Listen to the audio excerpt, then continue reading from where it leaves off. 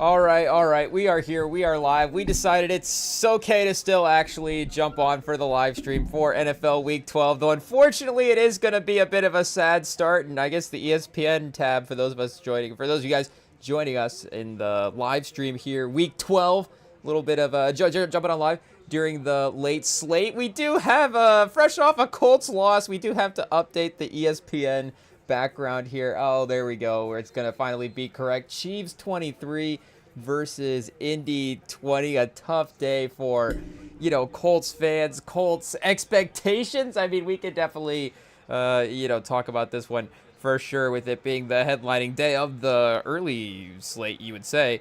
For sure. And I know the Broncos weren't, they're on bye this week, though the Broncos are a late slate team technically, but it's just like, in general, is there going to be an absence of fourth quarter drama in the league today? But no, we had a couple of overtime games just ending, and some good games otherwise, and seems like there's some drama to start as well too. I mean, this Jags Cardinals game right off the bat, just a couple of minutes ago, again, we're jumping on here in the late window for NFL Week 12. We got 59 seconds left in the first quarter of this Jags-Cardinals game. So this was one of the early starts for the late window here. And Dallas versus Philly, we're 8 minutes into the first. So, I mean, make no mistake, we were not, I guess there are times when maybe it would be appropriate to watch our team live, and the NBA as well, too. There are so many games that the game-to-game, you don't want to say importance, but just the intensity of kind of the last game moments of a regular season NBA game can definitely be there. Also, I guess the variance of that is definitely a little bit more versus NFL, of course. And I mean, that's all obviously a conversation just to getting people to tune in. But in terms of being around other people when we're watching sports, the NFL is one of the ones where maybe you have to kind of, you just have to kind of be on your own.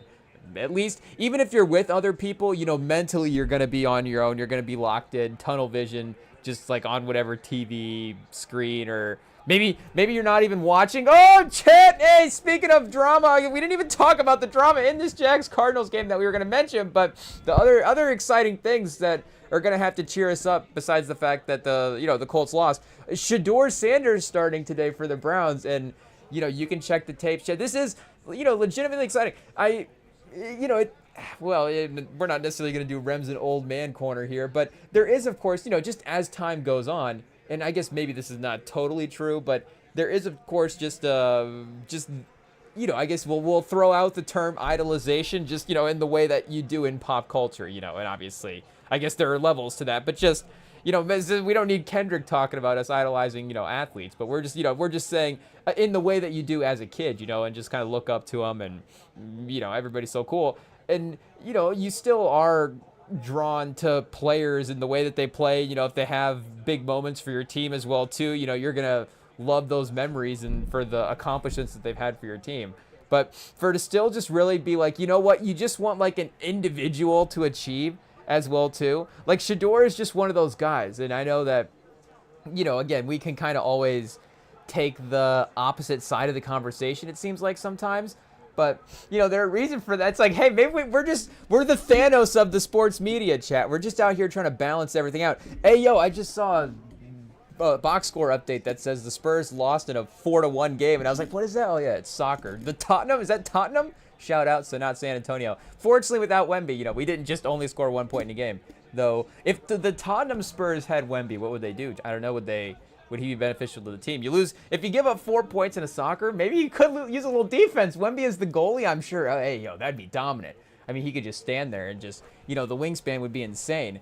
But speaking of Shedeur, anyways, Wemby obviously, we're definitely obviously invested in that career as well too. But everybody is as well too, and Wemby is one of and I think Shedeur is, I think maybe we could probably Venn diagram the people that are a little anti-Shedeur, maybe a little easier than like, okay, let's find the Wemby, like what's a common thread for a Wembanyama hater? Like maybe there's a little bit more of a grouping for a Shedeur hater than, again, maybe some other guys, but still, I would say that for the most part, you would assume that most people, and I just in general, most people would want to see him do well, just, again, because he's a human being at the end of the day, but still, I guess it's just a a guy that's not, again, associated with your favorite team. Like, he's not, he's not going to be, oh, I guess maybe he could someday. We can't count it off the table. Hopefully maybe a good set of events as well, too.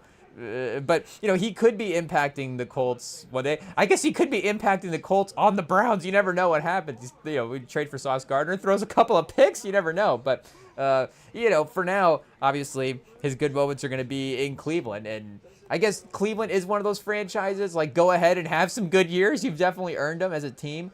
But, yeah, it's exciting to see him, do well today. I guess we didn't even realize until going into today that he was going to be starting. I guess we're in the little bit of the lull of the season, chat. Maybe we're not keeping up with the news as we should. So I guess is Dylan Gabriel, we can double check here. Is this a benching or is he hurt as well too? Which, electric start for Shedeur, but also kind of how Dylan Gabriel's injury impacts his NFL career. Hey, yo, chat, you never know.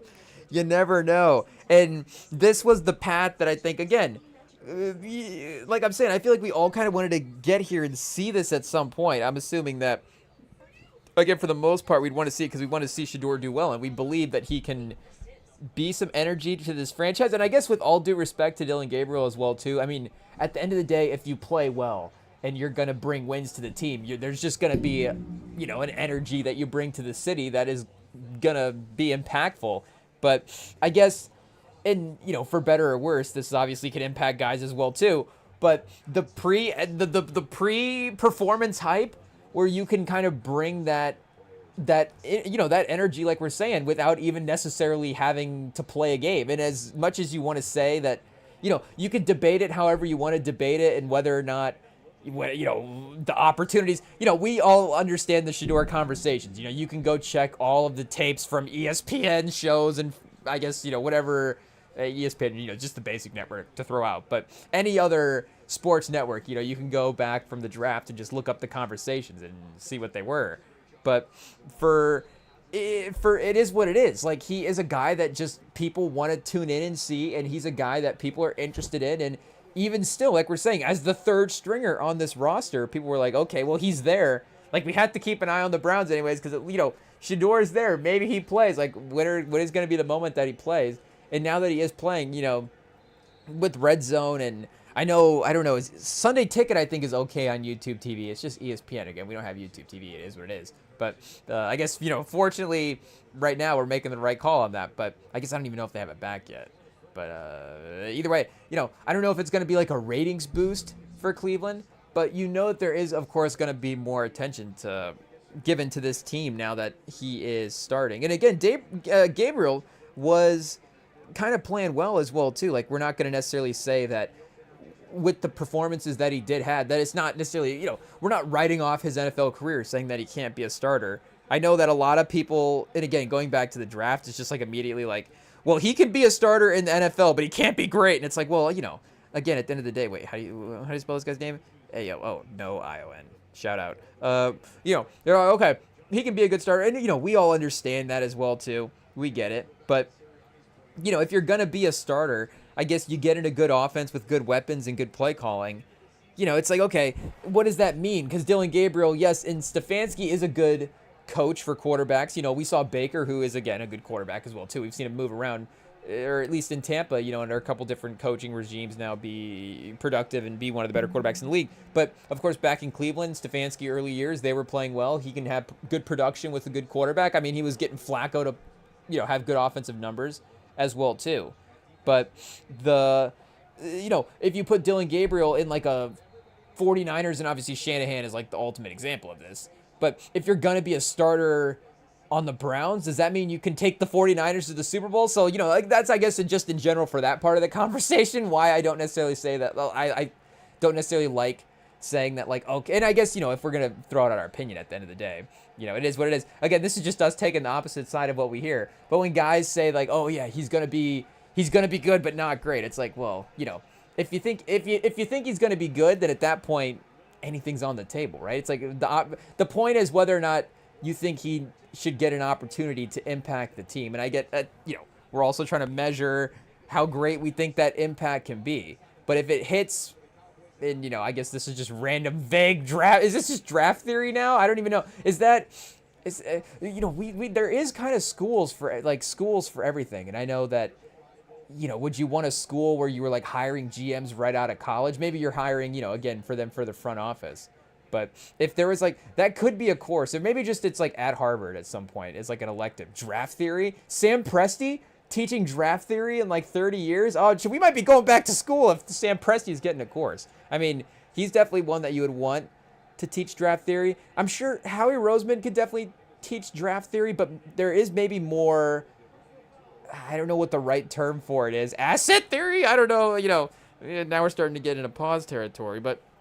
Because his is a little bit of, he can, of course, he's good at drafting, but he's been really good at trading mostly. And I guess Presti as well is really good at trading. But I would say Presti is a little bit better at drafting than well, not better, but maybe a little more notable for drafting. And again, the thing that swung the deal for them at the end of the day, for them to get the draft picks, was a trade. But that's still, and as much, we don't want to discredit Presti. That is a little bit of a thing that maybe happens in the conversation with the trade as well too, and I get it. The Clippers were throwing everything in the trade. It is what it is. It's not Presti's fault at the end of the day that he got a haul, but it just, again, it is what it is. Like the Clippers were throwing everything in, so we're not discrediting Presti, and he did walk away with a massive heist. But it is a little bit like if he went in for the heist and the Clippers guards were like, well, we don't get paid, like, here, just take this money too. Like, I don't really know what the correlation is, but there was a little bit of help that maybe again, Presti wasn't expecting. Presti would have walked away with a really good trade at the end of the day, and it still could have been, because of his drafting abilities, like we're saying, a trade that can make over a franchise. And because, like we're saying as well too, it's his drafting ability to make over that franchise, blah blah blah blah. It is what it is. But I guess our pitch for, and we don't necessarily, I think Sam Presti's career has pitched his his class for draft theory as well too. Because if Belichick, and maybe Belichick, is that just his next move? Maybe that's how North Carolina gets him out of coaching. I don't know. They're like, hey, maybe just Professor Belichick. I don't know what the move is now. That would be, and with Belichick, the way he's moving around, you got to be careful, I guess, where you put him these days. But if you have Belichick, that's like obviously like a Midwest high school move, is like the history teacher is gonna also coach the football team as well too. Again, AO. But maybe Belichick moving more into a administrative, maybe GM. Maybe Lombardi, they're like, what? They go to Belichick and they're like, this is actually your boy Lombardi's fault. He built a bad roster. You just take over the GM. And that would be a risky move. Hey, I don't know about that. Maybe the pitch stops there. Maybe I don't know. You can't go back in time and get the idea. If we're in the room with the executives, you're like, okay, well, just pretend. Maybe hopefully the waitress didn't hear that and start spreading rumors. Hey, if we're sitting at a table somewhere, it is what it is. But I assume that this, I guess we're just an old school mindset, throwing out old school terms. Ayo, Chet the server, shout out. But we're it's a character. We're in a booth. We're an old businessman. It is what it is. I guess more like that kind of like booth club situation. Obviously, more so than maybe a booth at a restaurant. But either way could work for the scenario. Oh, Raiders miss a kick. So 14-0. And I guess to continue with the Shedeur, get back on track with Shedeur. I guess I don't even know what we're talking about there. Sam Presti teaching draft theory. We need more coaching classes though. It is what it is. I mean, Reed could teach offensive theory in a way, quarterback play call theory, offensive play design. He's like play design 101, play design 102. I just did the whole play design courses. I don't know how far down, pause, how crazy you go with the amount of courses. I mean, I'm sure with Andy Reid's knowledge, it could be, just a full degree in general. But maybe that's an idea, Chad. I don't know. I'm sure, we in some ways we have this for players as well too. I mean, a lot of these schools are prep schools for athletes in a way. I mean, maybe the names for us are a little bit more familiar with a lot of the basketball schools. But I mean, is IMG and maybe IMG academies, shout out. I'm sure academically they're locked in. We're not sitting here besmirching the academics of these schools. I'm just saying that these schools also exist in a major way to set up these kids for pro sports. So, or college sports as well too. And now that college, you can make money professionalizing, their athletic abilities, which again is important as well too. But if you can professionalize the administrative abilities as well too, or your play calling abilities, maybe there's something there, and you do have a little bit of that path. Like, I mean, if you're, I guess a quarterback would again be the stereotypical example, but if you're a really good college quarterback, even a backup quarterback, and you're in a program for 3 to 4 years, just there all the time, and you can probably, and you're really locked in on your X's and O's, you can move into a coaching role. I'm thinking like Devin Gardner for Michigan. I think he's just an analyst at this point. Here, let's double check and see if he actually is moved into a coaching role. They have him listed as just a former player. I should, not saying just a former player. Hey, shut up. I'm just saying with them, instead of listing him as a coach of some kind. Yeah, Fox Sports, because I guess we haven't been watching any of the Bryce Underwood breakdowns. It is what it is. I guess maybe have we been a little nervous, but the last couple of weeks have definitely been better from a start to finish standpoint. Pause for the games. It is what it is. But just watching his breakdowns as well too. Like, I guess point being, you could see Gardner moving into a coaching role pretty easily on that team, or just in general. Or I guess it doesn't even have to be for that team, but like Teddy Bridgewater just immediately went to go coach his high school team or I guess, I don't know if it was his, but a high school team as well too, just immediately once he started, or pretty quickly after he got done coaching. So again, I guess it's not to say that there isn't a system for that to happen, especially when you, again, consider sort of the entire football ecosystem. There is a way to formulate a path. But, I'm just saying that maybe, you could, a private school is a lot of money for somebody, Chet. Hey, it's a good idea out there. I don't know. Maybe Jerry Jones would be crazy enough to start a football school. I don't know if he'd be the guy you'd want investing in it. But I'm just saying you need somebody willing to take a little bit of a risk. I don't know if would Cuban, maybe he would now after watching Dallas, and maybe we get him while he's vulnerable, Chet. Hey, yo. Did Shedeur just throw a pick? Oh, it's going to happen, Shaq. Growing pains. It is what it is. It's a little tough. We, with all the hype of course, him starting, we should mention as well, too, just in, actually then what they're calling. The first time they got in the red zone, they did just completely take him out of the game. It is what it is. So that was the moment where, again, not even following the news, I was like, oh, Dylan Gabriel probably is injured, because maybe they are just like, let's just try this Wildcat thing out with Judkins. He made a good play afterwards. He made a good play in that moment and scored for sure. But it's like, would they take Dylan Gabriel out at the 11-yard line and just direct snap to the running back instead of having Shedeur throw it? And, Shedeur, the turnover here, tough start. The confidence, hopefully he's able to, of course, shake it off. Who made that song, Chad? What's that name? It is what it is. But, but yeah, hopefully he's able to bounce back and continue to have a good day, because he was hitting strikes down the field. I guess we'll see a little stat check here. Maybe just the one play. It's all that's happened so far. But, again, it's been 4 for 7 for 77. And again, now you got to pick on top of that. It's a little tough. But this Raiders team, at least there's a little leeway here as well, too. And, we got the Eagles. Oh, did they score again? A.J. Brown. It was already 7-0 when we got on live, but they may start to put this game away. Of course, Dallas defense probably not going to help out Dallas offense any, but you never know if Dallas's offense is going to be able to go toe for toe. I guess this was this week.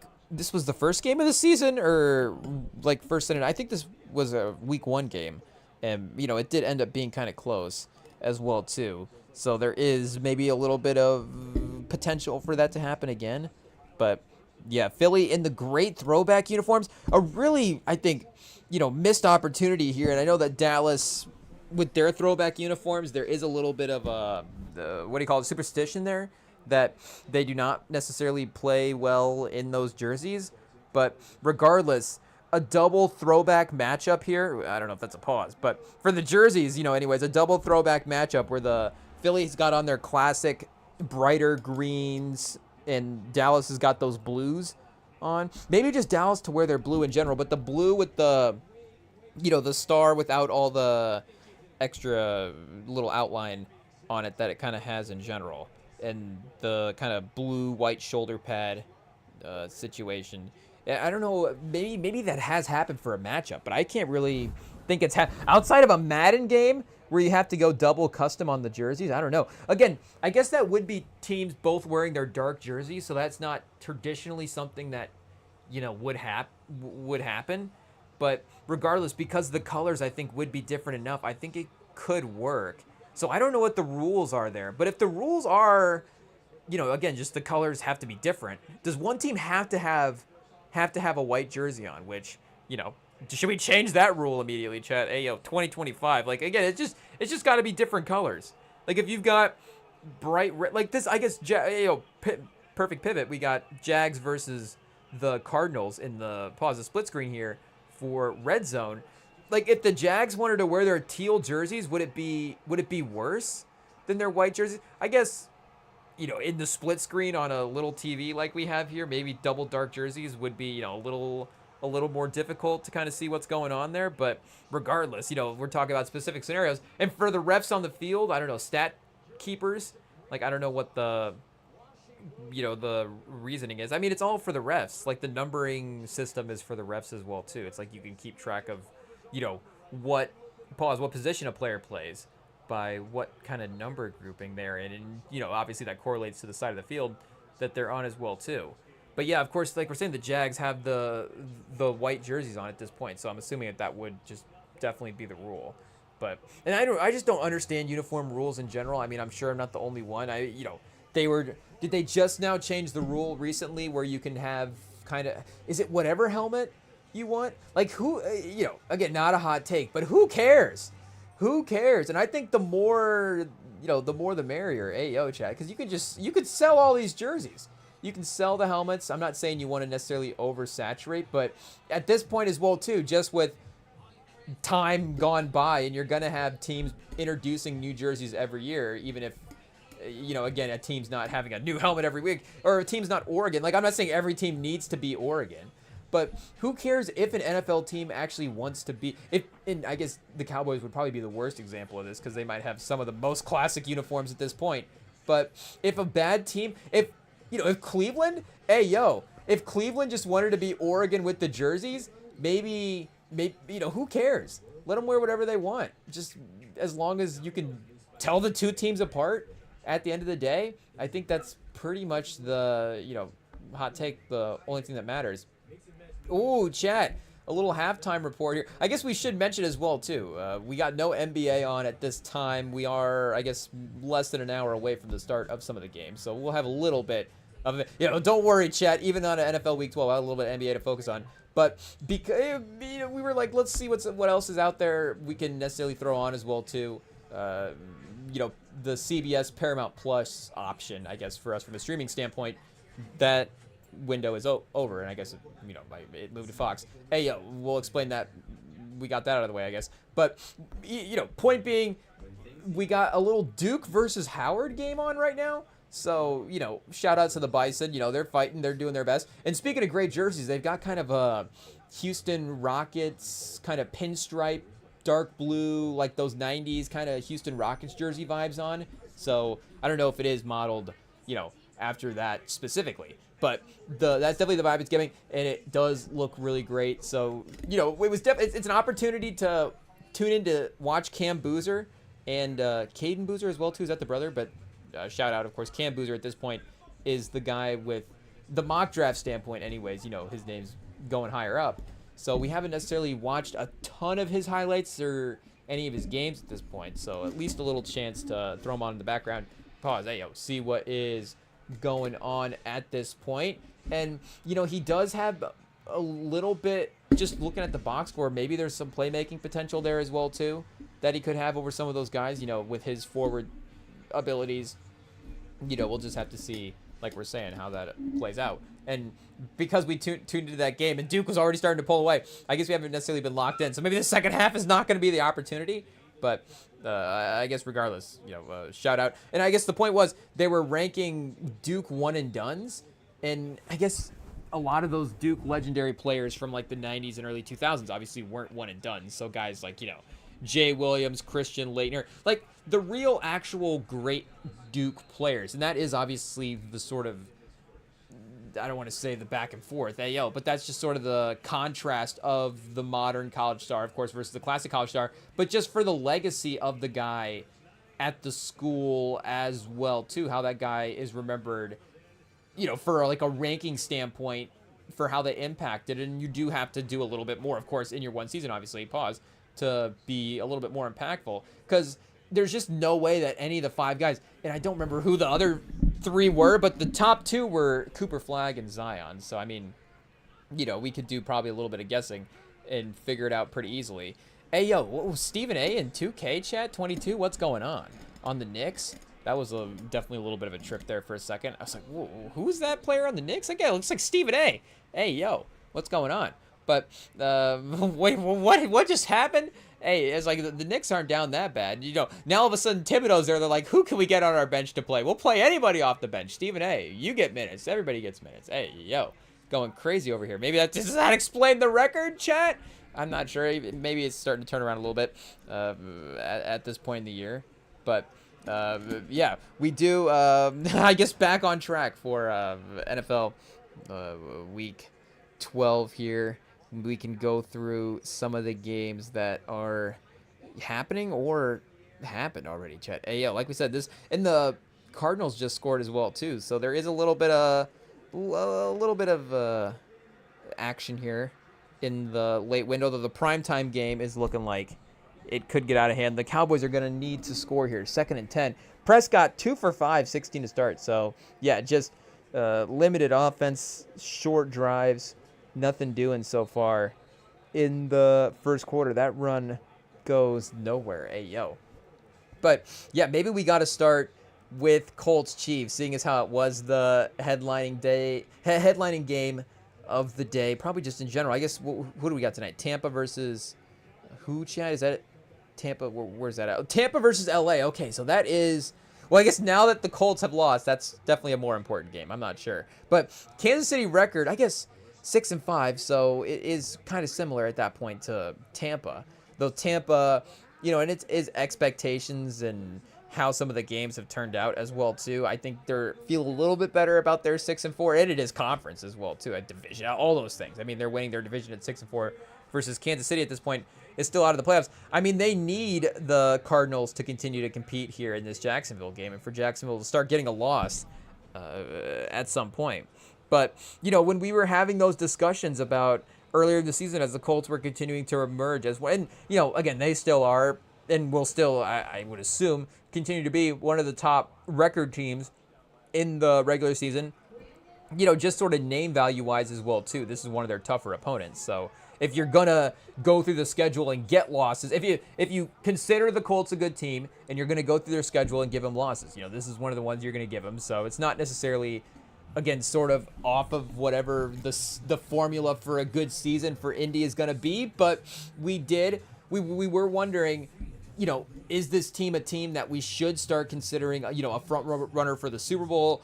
Is it going to be, the question I was trying to ask our friend group at one point was, is it going to be surprising, or not is it going to be, but would it be surprising if they won it, just as good as they're playing? Like, some of that, of course, is how you trust Daniel Jones. And this was a playoff game. I mean, Kansas City is in a desperation mode as well, too, compared to some other teams. Again, if we're talking about a team that needed this game, and maybe there is a little bit of the, Indy taking Kansas City to overtime, and especially the way Kansas City, again, played, needing this game as badly as they did, and at home as well, too, factoring in. I mean, they're 5-1 at home, so what are the, Rem can't do math, but, they're terrible on the road, Chad, is the point. And Daniel Jones hasn't necessarily been crisp outside of Indy as well, too. I mean, records 2-3 there. I guess all three of their losses now are on the road. So shout out. We got a little 6-0 at home for Indy. So we definitely need, again, that playoff seeding if there is going to be any hope that. No, I shouldn't say not any hope. But, the greater hope definitely depends on Hey, yo, what is this? What verse is that, Chad? I guess, just what's the proper way to phrase it? We definitely have a better chance to make a run in the playoffs if we do have the 1 seed. Yeah, I'm not sure which commandment. The greater hope lies in the 1 seed. That could be Leviticus, that could be Lord of the Rings. I'm not exactly sure. It could be Stephen A, like we were saying earlier. I'm not, not exactly sure where that quote comes from, but we do, just in terms of those, how the Colts, and again, Daniel Jones maybe specifically, would hold up in a playoff game. This was a little bit tough as well, too, for that type of hope, and just the amount of games as well. That's the thing in the playoffs. And you do have the defense. I mean, Kansas City, we could have a whole conversation about, do we trust Pat Mahomes at this point to put together, a good enough level of play for them to have maybe, for them to even win the Super Bowl this year feels like it's a little bit off the table. I mean, this is the type of game that, again, it's just like, okay, are they going to stumble through the AFC? Maybe just, again, for Chiefs fans, if they can randomly keep that AFC champion streak alive this year, AFC championship streak appearance alive, then, they'll definitely take that. And it's like, okay, the greatness of Mahomes at least still has some sort of, there's still something going on there that they can rely on. Because, again, the regular season is not going to be it for this year. I guess there still is a couple of seasons left to put up, a couple of games anyways, to put up some stats and help out there. But, yeah, great and tough for Taylor as well, too, from an MVP standpoint, because this was a game Mahomes not necessarily, well, he has been higher up in the MVP value, even though, it doesn't necessarily seem like he's going to win it because Kansas City's record has been a little bit lower, but that has been a hypothetical, what if they turn the season around and then he just starts playing really well, the odds makers kind of factoring that in more likely than, I guess, him just continuing to play absolutely, or just not, the complete other end of MVP level play. But if you're going to be an MVP, just playing well, like for Taylor, playing well against, again, these other MVP names is important. And he played well against, Bijan and other great running backs and had great performance there. But it would have been really great, again, for him to have just good stats against the name of Patrick Mahomes on the other side. And for you to be able to look at that game and be like, oh, Taylor outdueled Mahomes in that one. But the defense for Indy was, for the most part, again, pretty locked down. I know they did end up giving up the field goal in overtime in Kansas. Well, I guess I shouldn't say locked down. Kansas City was moving the football up and down the field the entire game. It was a little bit Kansas City-esque in the fact that, they were able to then lock down in the red zone and not able to let Kansas City score. But, I mean, that's been a Kansas City thing now, of course, for, 5 years at this point, or however long it's been since, Tyreek Hill, or the sort of explosiveness of that offense has gone in a bit of a different direction. What do we have? A fumble here for Dallas? Oh, no. Turnover, already down 14-0. So, second quarter underway, a chance to try to get it a little bit closer. And is that Turpin, chat? Not to call him out, but just to stay up to date. It does look like it is Turpin. Hey, yo. So, yeah, Philly will have the ball now. But we do, like we were saying, Taylor maybe felt like that potential for him, again, as long shot as it would have been for a running back maybe to win the MVP, if he continues to stack a couple of great games here and then has these heavyweight battles that he plays really well in. That's obviously going to be the recipe. But this is a tough game for definitely that conversation as well, too. And, like Drake May against Cincinnati, a game you probably got to win. I don't even know if you look at that game and say, is he the MVP of the league if, you have to take, if Cincinnati takes them all the way down to the fourth quarter. And even on their last drive as well, too, still even having a chance to maybe, I don't think they could have tied it up, but they could have, I guess, maybe even won on the last drive. Yeah, they did need a touchdown, but, Flacco's last incompletion was inside the red zone, so that's, I guess you could just chuck it down there. But still, again, there was a little potential for them to get feisty, and since he just had a bunch of guys injured as well, too, so who knows? You get the healthy receiving core, and maybe that game is a little bit different. But at the end of the day, you get the win. The stats are kind of okay, just in terms. It's not going to be a game that I think a ton of people are just focused on, so it can add to the season stats in a good way as well too. And yeah, you just moved to 10-2 on the season. So yeah, interception today. Drake May, ayo, but 22 for 35, 294 and a touchdown. So, just don't have an interception for a couple more weeks, and those other parts of the stats are going to help add to that case as well, too. Hunter Henry, 7 for 115 and a touchdown. Shout out. But, yeah, they had Isovas as the lead receiver for Cincinnati. 4 receptions for 61 yards. Gesicki, 4 for 35. T. Higgins, 5 receptions for 31. But he got hurt in the game as well, too. So Michael Tinsley was getting some run in there. Noah Fant. I mean, they're stacked, I guess, at weapons. Hey, yo, it is what it is. And Chase Brown was still having a little bit of production on the ground. Flacco struggling today, Chad, only 183. But, yeah, he was still, again, a little limited with the guys that he was working with compared to what you would expect for Cincinnati. But, yeah, tough day for Colts fans. Definitely puts a little bit of a damper on the season, but you still got to believe that, again, with the way that the rest of the AFC looks, there is still hope. And the fact that outside of, again, maybe Josh Allen and Drake May, there haven't been other quarterbacks that you would feel like are consistent enough to maybe have a run like that in the AFC. I mean, even Herbert, obviously Herbert has excuses as well, too, built in with the way that team has been hurt. But regardless, with the state that the team is in, even Herbert's going to have struggles to be able to play well in a playoff setting. And I guess, not necessarily to say that Herbert's like the terrifying playoff quarterback, but just, I guess to continue to go through talented options, he would definitely be another one. But, I mean, the Broncos, of course, are going to have a good of a chance as anybody to win the AFC right now, and they don't even have a consistent quarterback who can play, the 3 quarters at this point with Bo Nix. Fortunately, he's had the 4th quarters, like we were saying, and, they're continuing to get these wins. But, I mean, just in general, and Shedeur with the down-the-field completion, but the Raiders got the fumble, so is that Judy that was just kind of casually running around there? He was, it was not a Joey Porter Jr. one-handed situation. It was definitely, pretty, I think, standard ball security, but not sensing the defender there. And either way, gets the fumble. Yeah, slowed down a little bit because he was going to try to maybe juke the linebacker that was headed his way, Roberts, who he did have a step on, and I guess there was a safety. There's a couple defenders looking at him. So maybe you just slide down at that point as well, too. I mean, I get, trying to continue to pick up yardage, obviously, but regardless, the Raiders are going to get the football back. So, yeah, it won't affect Shedeur's stats, but which is all I guess we're worried about. Do we need to pick Shedeur up in fantasy? I'm not sure. Speaking of Josh Allen and Drake May, I guess we have them both on our fantasy team. So it's both good and bad. It's because it's not a 2-quarterback league. So, the fact that we got Drake May so late in the draft is great. Also meaningless because we can never play him because we have Josh Allen. So we should have traded Josh Allen, but, it is what it is. So, yeah, still, again, at this point, just the AFC is in a place for the Colts to win it, but the Colts actually going and winning the AFC themselves still feels like something that, again, obviously for any team that hasn't done it before, do we need to see it happen?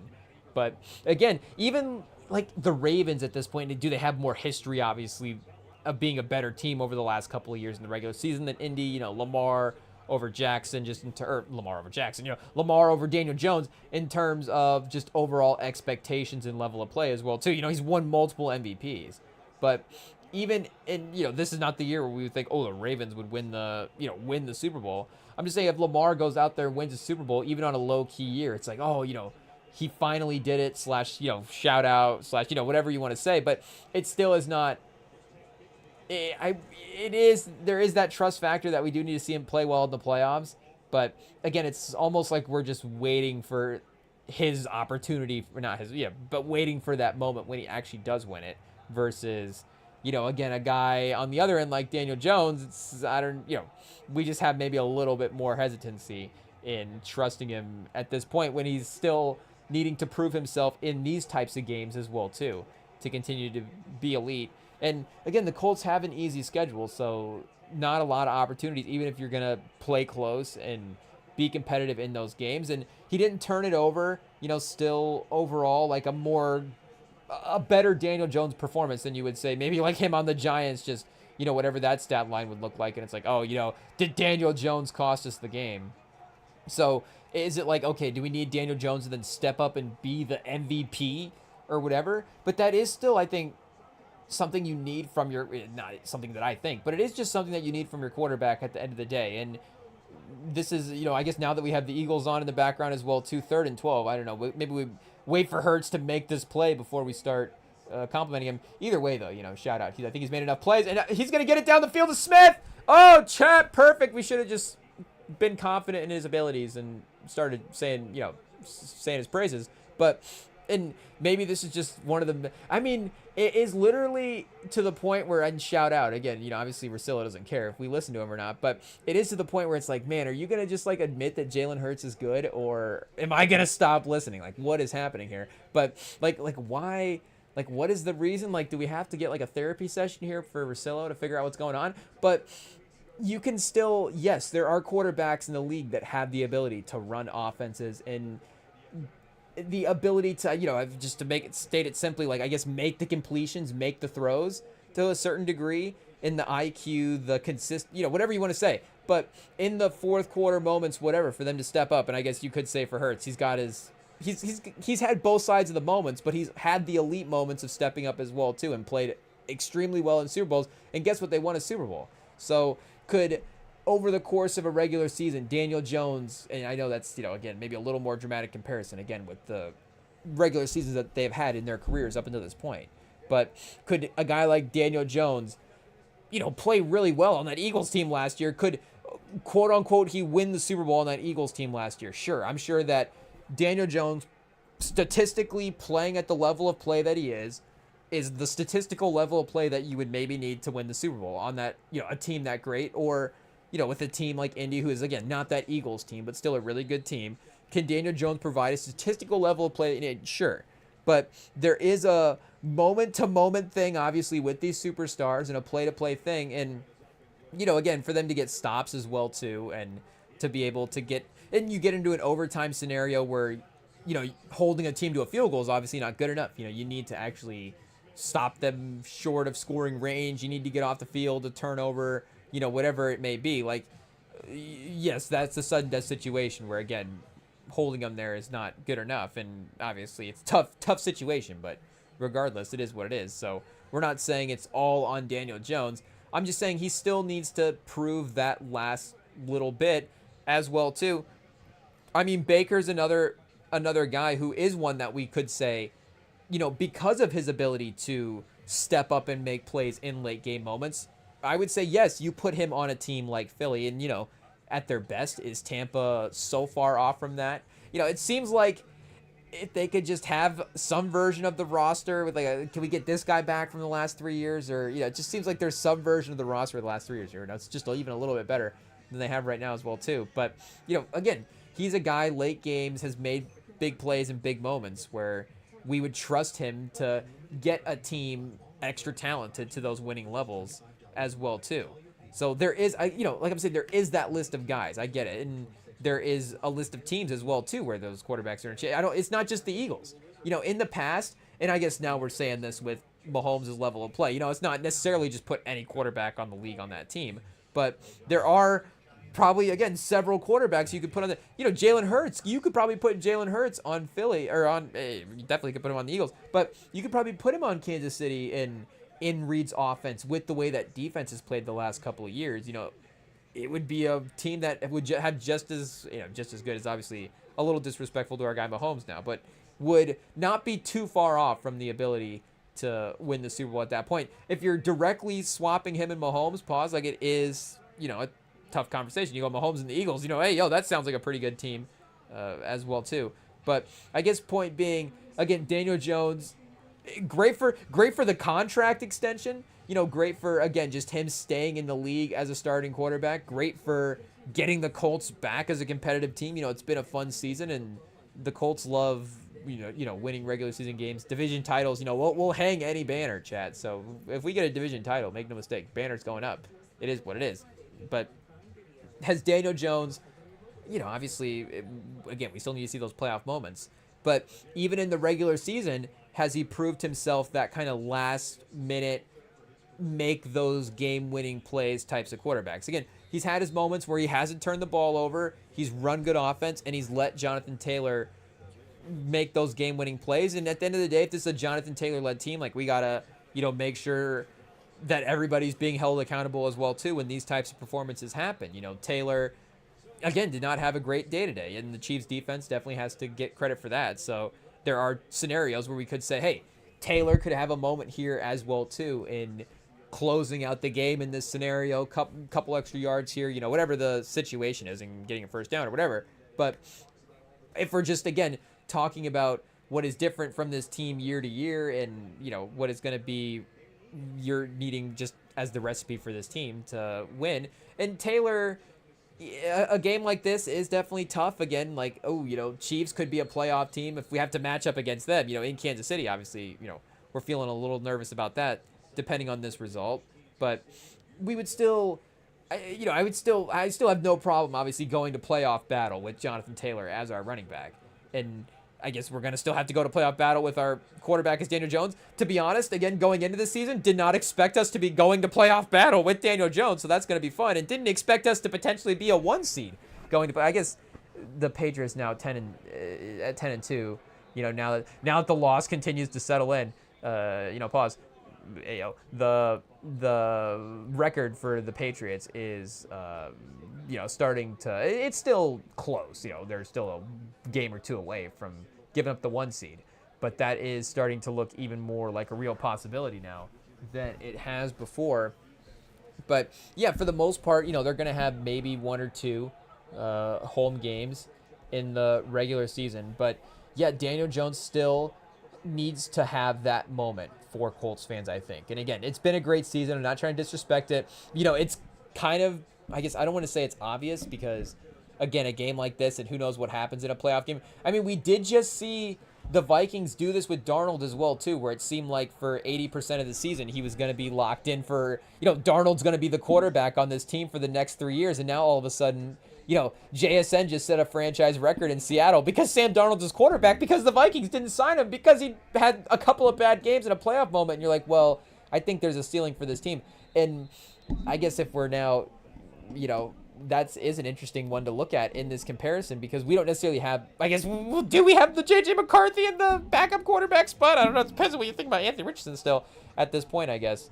In 2025, I don't know. Maybe it doesn't matter which team we're talking about, the Vikings or the Colts. Anthony Richardson might find himself in the conversation at some point. Either way, but yeah, they, the odds that Darnold would, I guess not. Yeah, he is, I think, a little bit better this year than he is last year as well too. But for the bet that they made there for Darnold as a talent in the league was definitely a little bit off. I don't know. I don't know if Daniel Jones has played quite as well as Sam Darnold did last year. The early games for Daniel Jones against were really, really great, but that level of play was a little, it did feel a little unsustainable, and it was a little bit. It did feel a little kind of. Do I want to say who's the coach over at Tennessee, Chad? Now I'm blanking on his name as well too. I want to say it's not Josh Duhamel. That might be the actor. What's the name of it? Hummel? Oh, is it Hummel? Is it Josh Hummel? Let's see here. Robbie Hummel? Who is the guy? Josh Hamill? Oh, we actually have to spell the name right here. 2 M's? Hummel? Do we have it? Josh Hummel? NL Music? Josh Duhamel. Oh, that's the guy. That's the actor. Okay, so we finally got one name right. Josh Duhamel. Josh Hummel. Oh, and we closed out all of our tabs here. Wait a second. We'll be back. Has to happen at least once an episode. Welcome to the REMINGTOM pod. It is what it is. We'll have a couple of IT glitches, but we'll fix them. Is that the slogan? Hey, yo. Maybe in a couple of years it'll change. But we do have Josh Hummel, California Golden Bears Athletics, ran the business and finance office for 5 years before leaving to be CFO and facility event director at San Jose State. Okay, that's not the right guy. And there is a Josh Hummel as well on IMDb, not Josh Duhamel, but Josh Hummel, a composer and hot beverage snob who inspires people to work with beauty and subtlety. Compose music for, what does he compose film for? Should I know the film composer name Josh Hummel? And have they been movies that we would recognize? Let's see here. Known for breaking 27-hour erased Article 92 medication. Okay, Article 92 and medication both, I guess, not even released yet, post production. So, and yeah, short film. Oh, so a rising star, chat. Maybe a rising star. Early work here, Honey Rock Chapel Church, the church office. The church office? Is this like a office style sitcom based in a church? Hey, you know, that could be something, chat. That could be something. And I don't know what types of shows we're allowed to create here, but I think there's, I mean, well, I was going to say, I think there's multiple types of churches that could have entertaining shows. Whoa. Hey, yo. But, you know, I guess if we're sticking in we'll pause. You know, if we're staying in the comedy lane, the sitcom lane, the workplace dynamic lane, I guess kind of just like maybe some nuns, I guess, you know, and again, you know, I don't know if we need necessarily like a Catholic workplace sitcom, but there is like a nun situation that could be pretty funny, I think. I don't know if in this sitcom, I don't know if the priest is I think you do have like a main nun, and it's like a nun-based, I don't know, is there is there a market for a nun-based sitcom in 2025? But oh, chat, maybe it's a bad idea. I don't know. But we got the Gary Owens biological reaction to our own comments. Hey, yo, it is what it is. But it's like, oh, the cough is like just immediately like shut that idea down. But I was gonna say it would be like Sister Act, but the sitcom version of it. So I don't know if you necessarily like. I guess that could just be the pilot episode. Like it could just be, you know, they're on the run during the pilot episode, then maybe like twice a season. I don't know if it's like old school sitcom. I mean, even 90s as well too. I don't know how many episodes they have for sitcoms now. But, you know, if it's in that sort of 24, you know, does it get to 30 episodes in 25? Probably not. But if it's in that 20-ish episode, it's probably 13, honestly. I guess what is Tires? Tires is not a sitcom. I guess it is a sitcom for 2025. You know, just an updated version. But maybe I'm still thinking it's this classic, like, you know, whatever the multicam, old school, live audience kind of sitcom situation is. But I guess maybe The Office is not even that as well, too. So, you know, I don't even know what we're saying there. We're even comparing it to a mockumentary style, but I guess we need to go check out Tires. We didn't watch season 2. Hey, yo, it is what it is. Again, it's just us keeping up with new TV shows. You know, Tubi, you know, we weren't as locked in on Tubi when the original season of Tires dropped. So, you know, who knows? Maybe we would have missed it back then as well, too. It is what it is. But once Tires hits Tubi, then, you know, then it's free. Then, hey, yo, we'll be hitting on Tires, you know, all the time, I guess, at that point. It is what it is. But the, you know, whatever we were saying, I guess about the Sister Act sitcom, there could be something there for nun-based. Or just, you know, again, I'm just thinking, like, or like The Preacher's Wife. Like the Preacher's Wife sitcom version. But, you know, you've got like a reverend and a, you know, you've got like a reverend couple situation. I don't know. Maybe it's a progressive church, chat. I don't know. Like, you know, I guess whatever kind of reverend couple situation you have going on there, but you do have the like a piano player as well too, maybe. And then I don't know if you have like I don't know why a piano player is like the only other person. And that's not even, I think, like a main character. That's maybe like a fourth character. I guess it probably would be. I guess we're still thinking about The Preacher's Wife. So we just want to make a sitcom with Whitney Houston. Rest in peace. It is what it is. Or just The Preacher's Wife 2 with Whitney Houston. Denzel's back as an angel. I don't know. No, you know, I don't know what he was like. Oh, what are you doing? I don't, you know, I feel like, I guess that, you know, you could still have more struggles. You need Denzel's help again. But it's like, oh, I thought we had everything taken care of the first time, but I guess he's back. And then maybe, I guess, you know, we don't want to get controversial, you know, shout out Whitney Houston. You know, we don't want to cast her character in a poor light. We're just saying that, speaking of light, Denzel is probably, you know, glowing in the mid-90s. It is what it is. So I guess glowing these days still too. Shout out. But either way, you know, they were both, I think, conducting themselves professionally in the movie. So I guess whatever that turns out to be in the sitcom version of it, then, you know, still probably pretty PG if it's on network TV like that. But maybe there is, that maybe is still a workplace, if you want to call it that hasn't been casted yet. as a sitcom. There was, I don't even know what this show's about, but this show title I'll never forget. There is a show, maybe it still streams, but there is a show that was on CBS, and of course, some of those shows, like the CBS and the Fox shows. I mean, ESPN doesn't have this because, of course, it's all sports. Maybe you get like an ABC advertisement for stuff when you're watching finals games or something. But of course, the what we're saying, like the CBS Fox combo does have all of like the other programming that gets advertised during the games as well too. So you're just seeing advertising for these random shows. So there was a show called So Thank Me Todd for the love. Oh, it might be For the Love of Todd. Let's see here. For the Love of Todd, which feels like a show that you think of the name and then it's like, well, we actually need a show to go with the name. I guess it's not For the Love of Todd. What is it called? Thank Todd for Me? I don't know. It's something with, it's a Todd pun in there. It's maybe if we just go Todd, it just pops up. Todd Phillips, shout out. It's got to be one of the only TV shows about a main character named Todd. So I feel like there's a way to filter this out pretty quickly and see it. Oh, Sweeney Todd? Obviously. I guess, we were thinking of TV shows. Is there a Sweeney Todd TV show? You've got, of course, the Donnie Jepp? Who's that guy? Johnny Depp. Shout out. But, yeah, Todd McFarlane's Spawn. Whoa. What is this? Is this a video game or is this a movie? How is this not on Tubi? I mean, I guess we're not trying to not watch the OG Spawn, the first movie compilation of Spawn, made from TV's first season. Oh, yeah, okay, so it is like an animated Spawn show.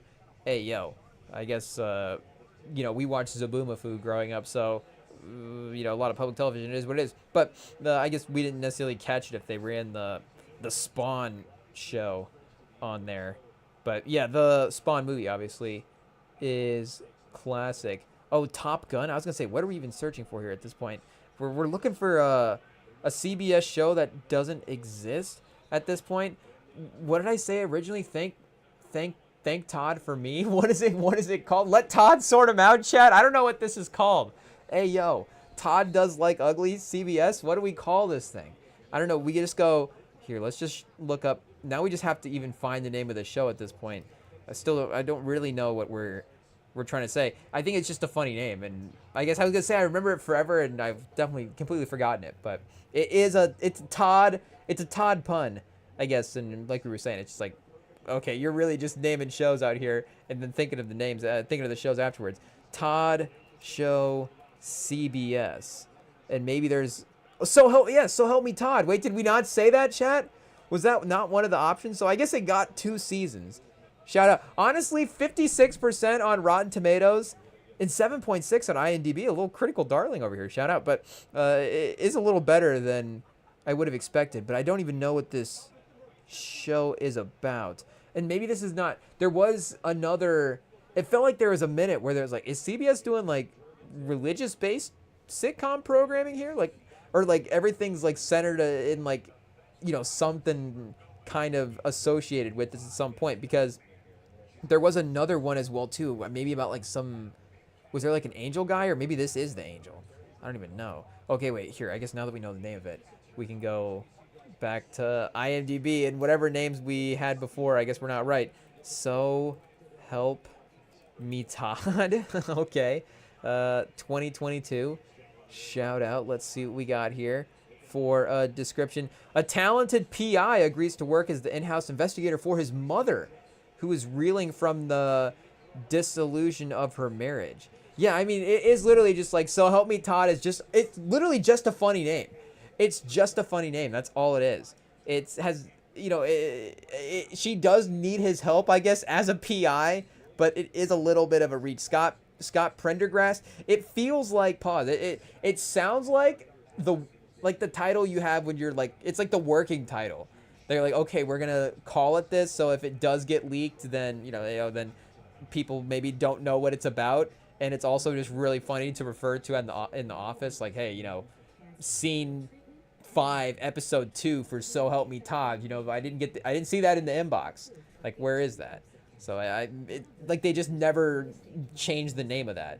when they dropped the show. They sent it to the executives. They're like, they're going to definitely change the name of the working title. And the executives were like, so help me, Todd. Hilarious. Send it through. But yeah, 2 seasons, I guess, is all it got. So I don't know if we have to go back to 2022 CBS and see what all the sitcom programming was at this point. More like this from back in the day? I don't know. Back in the day, from 2 years ago? I'm not sure. I guess Tracker is the new one that not the new funny name TV show, but I would say the new overly advertised CBS show, the one they're definitely pushing. There's some where it's you get to the point where you're like, I don't know if this show's a hit or if it's really struggling. Like, is everybody watching Tracker and that's why they're advertising it, or it's like we need people to watch Tracker, we have to put it on every intro from every commercial. It's going to be, hey, stay tuned to watch Tracker afterwards. Like, if you can get through 60 minutes, Tracker is going to be worth it. I don't know. The problem is I think it's like a feel-good show. I don't know. It's always like, it always ends with him, and it's network TV at the end of the day.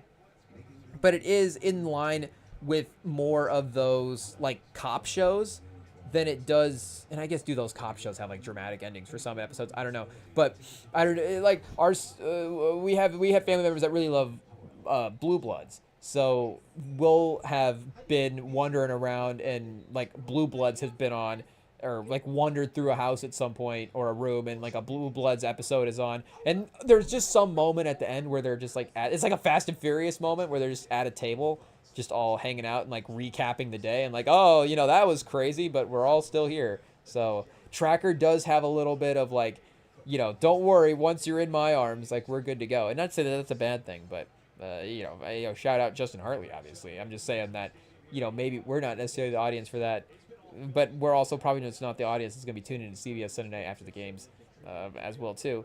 It is what it is. But yeah, in every year, just what shows are going to be on network TV is just more and more fascinating to us as well too, because of course, things continue to trend less and less in that direction. And, now the advertising, of course, is just as much about the next day streaming or the immediate, watch immediately after on Hulu or whatever, just like, okay, it's on network because they exist, but really, setting ourselves up for, what could be next as well too. But it is like, okay, is the balance still, it still feels like and I guess at the end of the day, the people are still the people. It's just like, where are they watching these shows? So those, do you want to say, hey, yo, chat, now we got we got major IT issues, I guess, trying to run this IMDb website. It is what it is. But, it's like, are they programming for the streaming services or are they programming for the networks? Because it's still, the stereotype you would assume would be, and shout out, but like an older audience, basically any channel. I don't know, again, if there's more channels that like, oh, maybe NBC is actually like a shocking, they draw a younger audience for networks, more surprising or not. Some of those competitive shows, the Voice or something, or like The Masked Singer as well too. Like, are a lot of people actually watching The Masked Singer? But CBS, and they don't, I guess, do the reality maybe as much as some of the other ones. So since they're actually programming a lot of the scripted shows, it's like, oh, are you programming for like, the stereotypical maybe older person that would be watching CBS, the person that's been locked in for the lifelong customer? Or are you trying to, again, capture a newer audience on CBS the next day as well too, or on Paramount Plus the next day? Because it does feel, and I know maybe there's an intentionality to get people onto Paramount Plus as well too, but their biggest shows are still the Sheridan shows, and those will be on CBS, but they're even advertised this way, again, I'm sure intentionally to get people over to Paramount Plus, but they are a special event, sort of, this is like gonna be on CBS for this moment, more so than it is like this is a CBS television show. So I think, does that, like, how specific are these contracts as well too? Again, it's all it's not all the same, but that's pretty much all the same, CBS and Paramount Plus. So if Sheridan signs to Paramount Plus, does that mean that his shows don't run on CBS, or you just sell more, you sell more ad space if you have a sitcom on CBS and Taylor Sheridan on Paramount Plus as well too, and you get subscribers on Paramount Plus and you watch your show? So again, I get it. you got to balance how much, what is the absolute most TV shows that we can get people to watch in the most, pause, the most areas or whatever. But, Cowboys finally getting a big play. Turpin making up for the fumble. Not able to go for a touchdown, so who knows if they'll actually score off of that. But, hey, some points going into half would be encouraging, and I guess we could see who gets the ball to start the second half because they may as well too. So, it's that this is the moment where the game could still get interesting if they do put a couple scoring drives together here. But Cam Boozer, I mean, again, shout out Howard, 39-85. Doesn't matter. We get it. But Cam Boozer is 10 for 12 in this game. So we haven't really even looked over at the right time to see him make a basket. But, hey, the stat check keeps being impressive. That's for sure. Oh, is that it right? Oh, nope, that's not Cam Boozer. Shout out. Getting close, though. Getting close. Is it the twin? I guess we have to learn the numbers as well, too. The twin thing, maybe it shouldn't be as confusing for us. I don't know, but like the Harrison twins were confusing. It is what it is. The numbers were similar as well, too, which is the problem. I think they had like 2 and 5. So if they're like flying around the court in transition, I like the one thing that they did have, they were kind of stylistically different. So I guess I'm not going to, well, maybe I am going to remember because, they literally made plays directly against Michigan. But I think Aaron Harris, I don't even know if we can say the name, but I think Aaron, I think he was the perimeter one, and Andrew was the point guard. Like Andrew was he a little more Michael Carter Williams? I don't know if that's just a stereotype for like mid-range point guards, but he was more, in the middle of the paint, kind of, mid-range jumper, playmaker type of player, and then his brother off the ball scorer, perimeter guy, clutch shot maker, all that different stuff. But so I guess I was gonna say, seeing him run around the court, they actually were like, they did have a different gait to the way they ran, so you could actually tell. But they were definitely I think they were pretty identical, just in general. So again, not necessarily every twin brother combo in the league has been like carbon copy lookalike type brothers, but every now and then, I don't know what the percentages are. I guess maybe it's more even just for twins as well too, because twins themselves, hot take, it's just going to be a lower percentages of births, but of what percentage of twins is lookalike or not? Maybe it's like 60. I guess we could look that up here. Hey what percent? Maybe it could be like 60-40.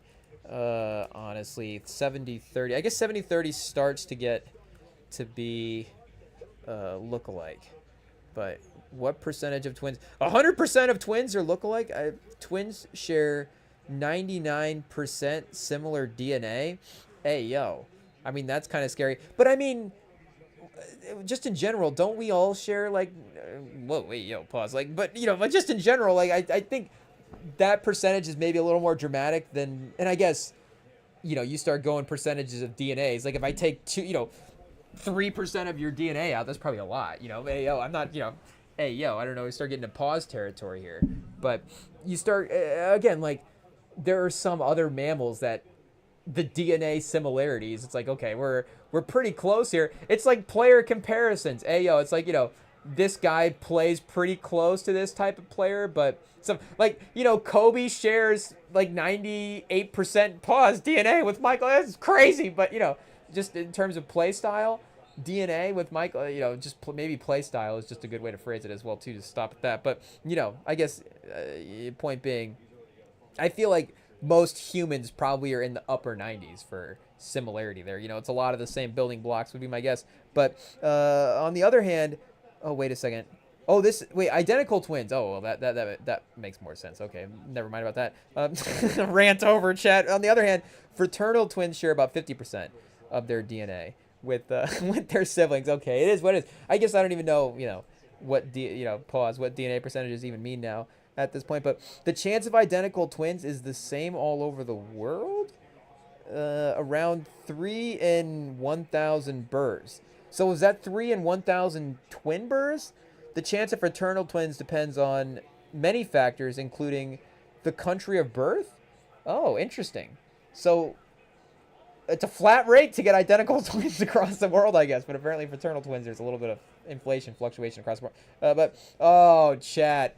Oh, chat. What is this website? This might be some crazy racist stuff, chat. I don't even know if I'm not trying to throw accusations out here, but I don't even know what we're allowed to read as well too. What is this website? Deafin? I mean, I guess I don't want. Do we have to scroll through the article here to try to find the stats?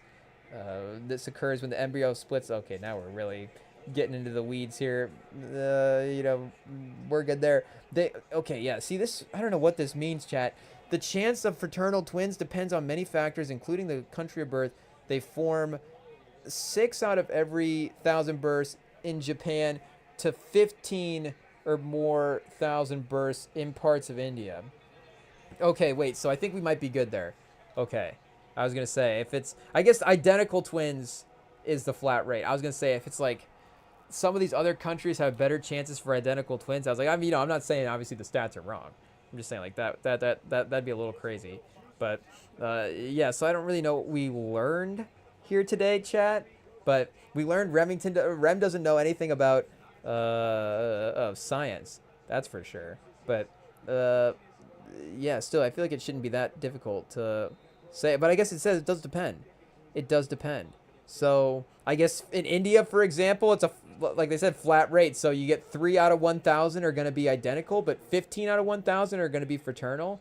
So is that 15% of births are twins then?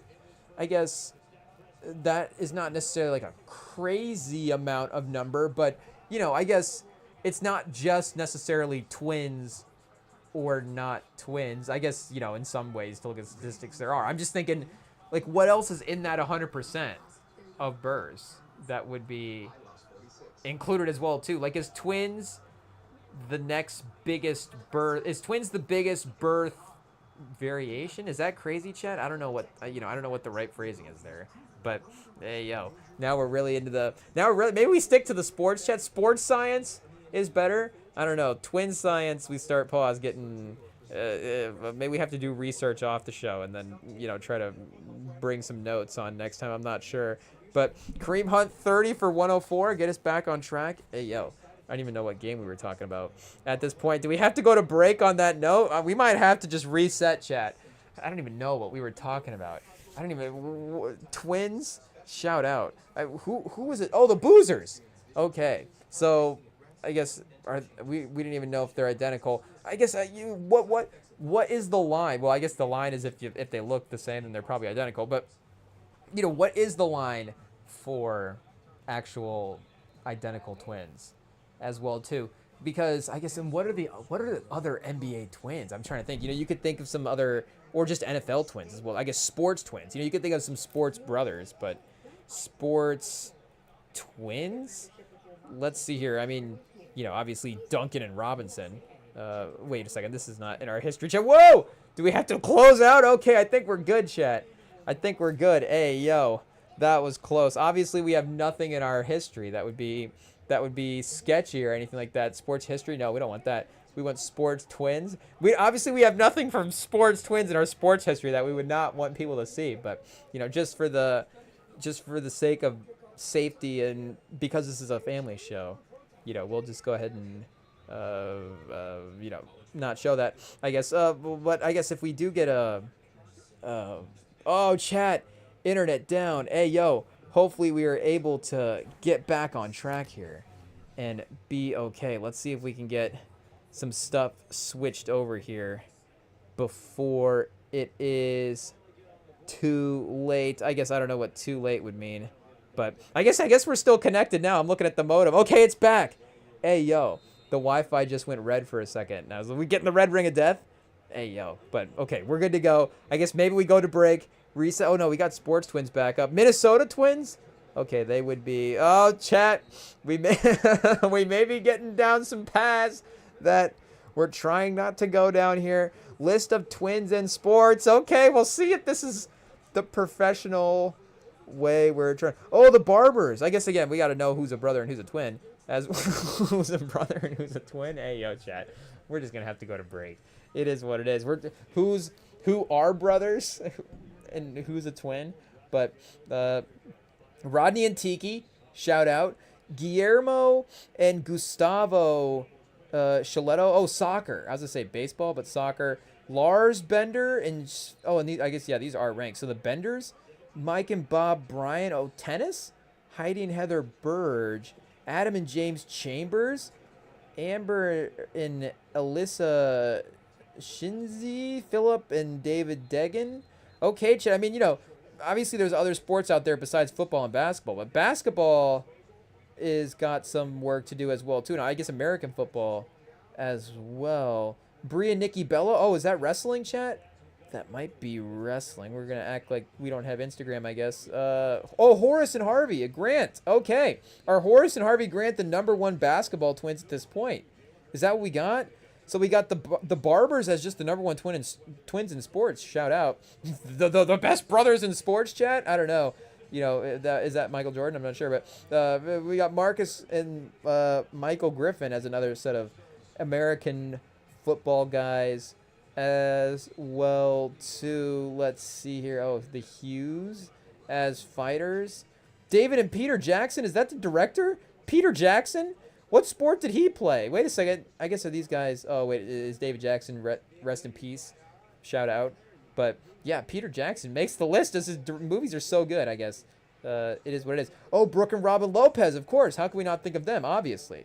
I mean, maybe personality-wise, they're higher up on this list. But again, if we're actually talking about list of accomplishments, shout out. They've had great careers. I mean, Brooke Lopez obviously was like an all-NBA-ish level guy as well too there. So his career is definitely nothing to, I guess, neither of them are, but just in terms of more points per game or whatever, again, Brooke Lopez was actually putting up some numbers as well too.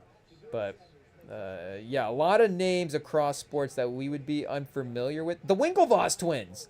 Whoa, the Winklevoss twins, the top 100 of actual sports of all times. Is that I guess they're not better athletes than Peter Jackson apparently. What did Peter Jackson do for sports? I don't know if Peter Jackson's Wikipedia page is going to be a bit of a journey here.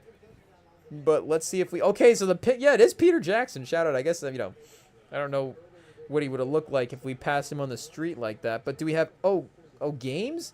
What is this? What's set to make, games? Oh, is he an e-gamer? Is that what they're saying? Charitable activities, early life and education. I don't know. Was he like a defensive, I don't know. Maybe he's kind of skinny. I don't know. Was he like is it like a little like 3-4 defensive end run with our guy? Peter Jackson, I'm not sure what kind of, athlete he was, again, just in terms of the measurables. But quick scan of the biography, chat. I don't know. Oh, but he mentioned Martin Scorsese's crime films, Goodfellas and Casino, remarking on something about those particular movies and the way Scorsese just fearlessly rockets his camera around in those shots that I can watch those movies and feel inspired. So, I mean, you see the purple history check there. In fact, we clicked into the Casino link, because we did watch Casino on the last live stream for the 30th anniversary. So if you guys want to, of course, if you're fans of that movie, you can check that out. But sounds like, did Peter Jackson check out the live stream? He may have, chat. He may have. There's really only one way to know, and that will be to ask Peter Jackson. But he may have been there. One of the viewers could have been Peter Jackson. There is a chance. There is a chance. I'm not, is it a better chance than having fraternal twins in India? I don't know. But there is a chance. So I don't know if the twins research was worth that joke, chat, but that is, I guess, maybe the best we're going to do today with it. So we go to break now, and we got still some second half action in front of us. We got the Cowboys, losing bad at halftime, but Shedeur still continues to have, I don't know why, it's just, we're stating it. We're not necessarily saying we have an emotional feeling about that. Shout out. We'd probably want Philly to win this game. But I guess if we had to choose, I should say we would probably want A.J. Brown to win the game is really what it is. But we do like Quinn. We are pro Quinn Williams as well, too. So that is, I would say maybe A.J. Brown a little bit. And that is, unfortunately for Quinn Williams, the direct, A.J. Brown's gotten us some fantasy points that Quinn Williams hasn't in the past. So, maybe we have a little bit more bias toward A.J. Brown as a player. But regardless, I guess either way, it is what it is, just as a fact. The Cowboys down bad at halftime. Atlanta up 16-7, and the Jags, Cardinals are in the third. So, yeah, chat, we'll be back. More Week 12 action reaction right after this.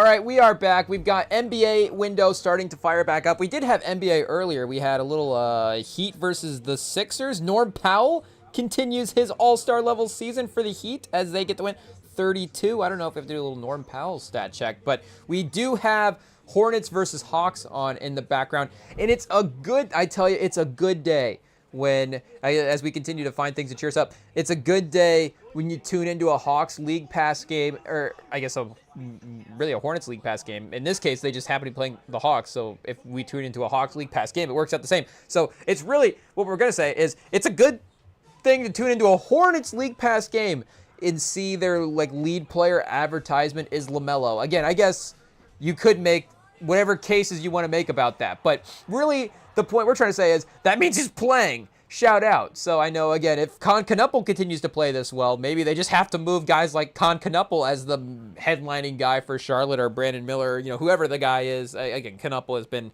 the story because of how well he's played lately. Shout out. Does seem like it is, of course, a great pick. Great addition to the team. I don't know, taking LaMelo's spot. I don't know why they can't play together, but again, right now LaMelo's on the team. Right now he is the star popular player. And, the REMINGTOM pod, I think it is safe to say that we might be the number one LaMelo fans, Chad. It is what it is. I know that there is, of course, a ton of people, that, again, ton of prominent basketball people that like watching LaMelo, enjoy him as, a part of the basketball entertainment cycle. But just as in terms of an actual player in the league, it's like, oh no, he actually, I think, can impact games as well too. And again, can every sort of best player or whatever, however you want to phrase it. Hey, yo, Matt Barnes just hanging out in the box with hanging out in the suite with Deion Sanders. But yeah, either way, for LaMelo, you do have again, is the expectation of him. He's the best player on the franchise. Well, that automatically means if you're a best player on the franchise, you've got to be able to take your team to a title, and that is, of course, when you're building a team, at the end of the day, the end goal. So you're looking for that guy. So if there is a guy on the team with that role or that projectability, that's going to be the expectation that you're going to hold to. But regardless, again, the conversation becomes lost about what is going to be your impact in the league. Again, okay, LaMelo is not Jokic.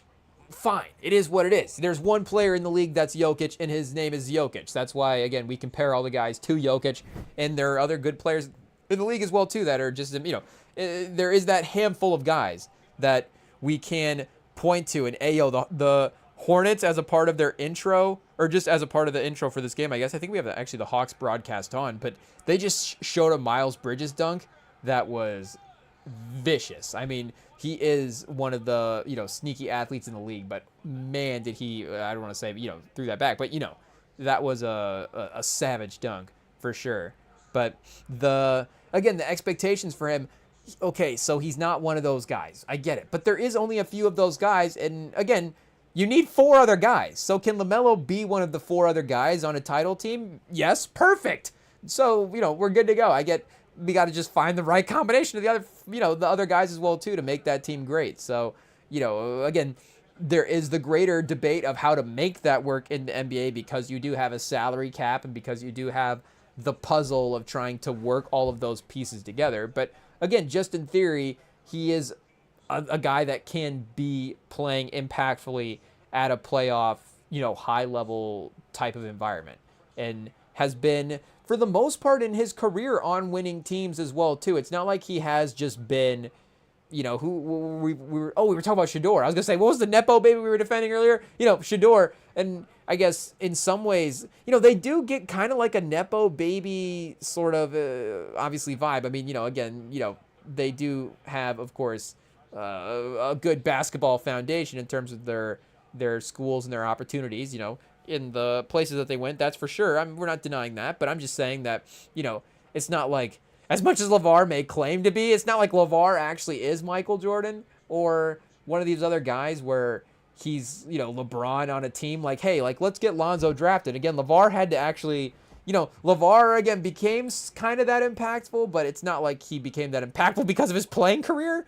is because of, the way he was, using his voice as, I'm saying that in a positive way, because he did get all of his kids drafted, and they do have careers in basketball or music or whatever. They do have careers as public figures as well too. He made them famous, really, is what it is. So, you got to give him his due respect for setting up his family in a business way as well too, in those aspects. But yeah, for the most part, again, Sierra Canyon, obviously a great school in general, but LaMelo was really good on that team, really impactful on that team. I think his Lithuanian team did okay, right? Do we have to go back and check the stats for his Lithuanian basketball career and then his New Zealand basketball career? That's a fun mixtape run for LaMelo Ball right there. Hey, yo, you forget about the path because, again, it was just like, well, I guess he can't go to college, so we'll just have to buy time because of NBA rules for him to get to the NBA. But yes, he's going to play in Lithuania, and was he in Australia? I think he was. I don't know. We have to go check that out as well too. But shout out the greatest Lithuanian basketball player of all time. Obviously we just ignited a whole community there. It's a joke, but highly talented prospects from Lithuanian pro leagues aren't the most. Well, it just depends. I guess you start going state by state for the America. How do you want to break it down? Again, everything's gonna have the way the stats play out. But yeah, either way, the way, and maybe that pro league specifically from Lithuania is maybe really championing LaMelo Ball as their number one guy. But again, maybe I just don't know. There could be another guy from that pro league that was just really awesome, or maybe had a career at this point. LaMelo's put up some points as well too, so I don't think he's at like. He's got to be around like 10,000 points by now. Hey, yo, has he missed so many games that he can't get to 10K? I guess he hasn't been in the league that many years, but still, like 2,000, 1,500 points for I guess you got to score 1,500 points for like 7 or 8 seasons. So I don't know. Maybe LaMelo's just at like 8 or 9,000 at this point. But maybe there is some guy from that Lithuanian Pro League that's sitting at 10K. But that would still be a name that I feel like you'd know about, unless he's maybe from a few years back. I'm not sure, but either way, shout out. And I guess LaMelo's not even playing, so it doesn't matter. I was going to say, I thought LaMelo, do we have to double check? I thought he was hurt for a while, but that's what I was saying. It's a good day. So the NBA marketing has misled us. Why not just put Knuckles? Maybe there's just, they can't get themselves, I don't know, pause. But, why not just start advertising Knuckles as the lead guy? Again, LaMelo Ball. What is this? Why do we get Bleacher Creatures as the first result? It is what it is. Yeah, I guess there is the trade rumors now as well, too. Again, I feel like because the Hornets have been a low-key team, it's just been fun to talk about LaMelo trade rumors for a while now. So is he holding out? Is that official now? Hey, yo. So, whoa, I don't know why we went to images. Shopping? What are we trying to find here? News? Where is news at? Hey, yo. We have to go back. Maybe it doesn't exist anymore. News is, the internet's not worried about news in 2025. Hornets announce, I guess we gotta click into it and see clickbait chat. It works. Hornets are one of their off to one of their least successful seasons. Hey yo. Speaking of Lithuania, the Charlotte, California native played professionally in Lithuania, the United States, and Australia before entering the NBA. Yeah, he did have an Australia run. Okay, so we can confirm. Shout out. He's out due to right ankle management. Oh, okay. So yeah, NBA updates your marketing. Can we sue? Can we sue the NBA? I don't know. That's crazy, chat. We might have to. Well, there was another game as well too. Magic versus Celtic seemed interesting, and honestly, Wizards versus maybe it was Nets versus Raptors. I think Nets versus Raptors I probably would have watched if I was by myself, but because I feel like we've watched the Wizards a little too much on the live streams, we have to watch another team. So I was like, well, I guess if LaMelo's playing, we're gonna watch LaMelo. But hey, yo, fake marketing for the NBA is crazy. So shout out, I guess, Knuckles versus Jalen Johnson. Little Knuckles mid-range one-legger. I mean, whoa, he got that sort of professional, that veteran calmness and pace to his game already, and that is just a good mid-range, not easy looking, but again, confident looking basket shot attempt there from Knuckles. I don't want to say Devin Booker necessarily. somewhere between Austin Reeves and Devin Booker. Maybe Austin Reeves right now, of course, is better than Con Knuckle, but like Austin Reeves 2 years ago is like Con Knuckle's like a season and a half ahead of the Austin Reeves on the timeline. So I don't know exactly, again, if we go through his seasons as well, too, when he was at like 18 a game. Feels like, as his scoring has continued to rise, he has definitely, and as his role in the team has continued to increase as well, too, he's definitely kind of played multiple different, had different levels of responsibility in the offense. Hey, we got to clear out some of these tabs. It is what it is. Because make no mistake, there may be a couple more that open up. So it's having trouble, but it's getting quicker as we close the tabs out, as you would expect. So it's okay. Peter Jackson, RIP, shout out. I guess not RIP, but, to the tab. Anyways, there it goes. But I don't even remember where we were going now at this point. LaMelo, Knuckle, Miles Bridges dunk somewhere for the some NBA stats.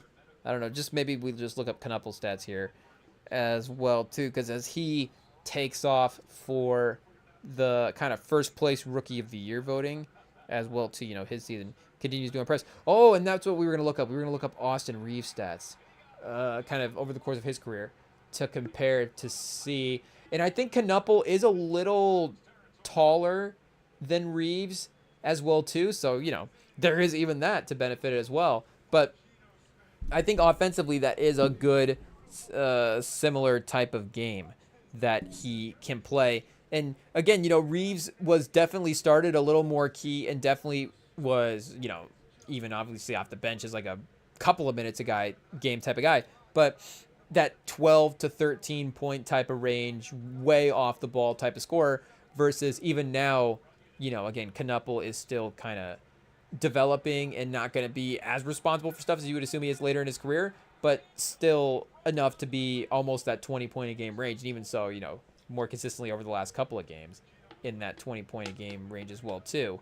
But the kind of mid-range pacing, pick and roll, herky-jerky style, I think there is a little bit of similarity there as well too. So wait, how tall is Reeves? Is Reeves like 6'3", 6'4"? Because Knuckle, and again, splitting hairs, but think he might be 6'5", 6'6". Ooh, Cardinals with an interception. They're hanging in there, chat. I mean, obviously we wanted the Colts to win today for just personal reasons as well too.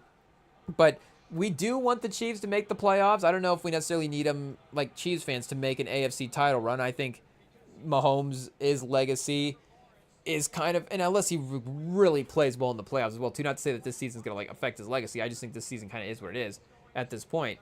So I know that's still too early to write it off for what it could be overall narratively, but I'm just guessing that it's probably going to be a little bit more of the same as well too.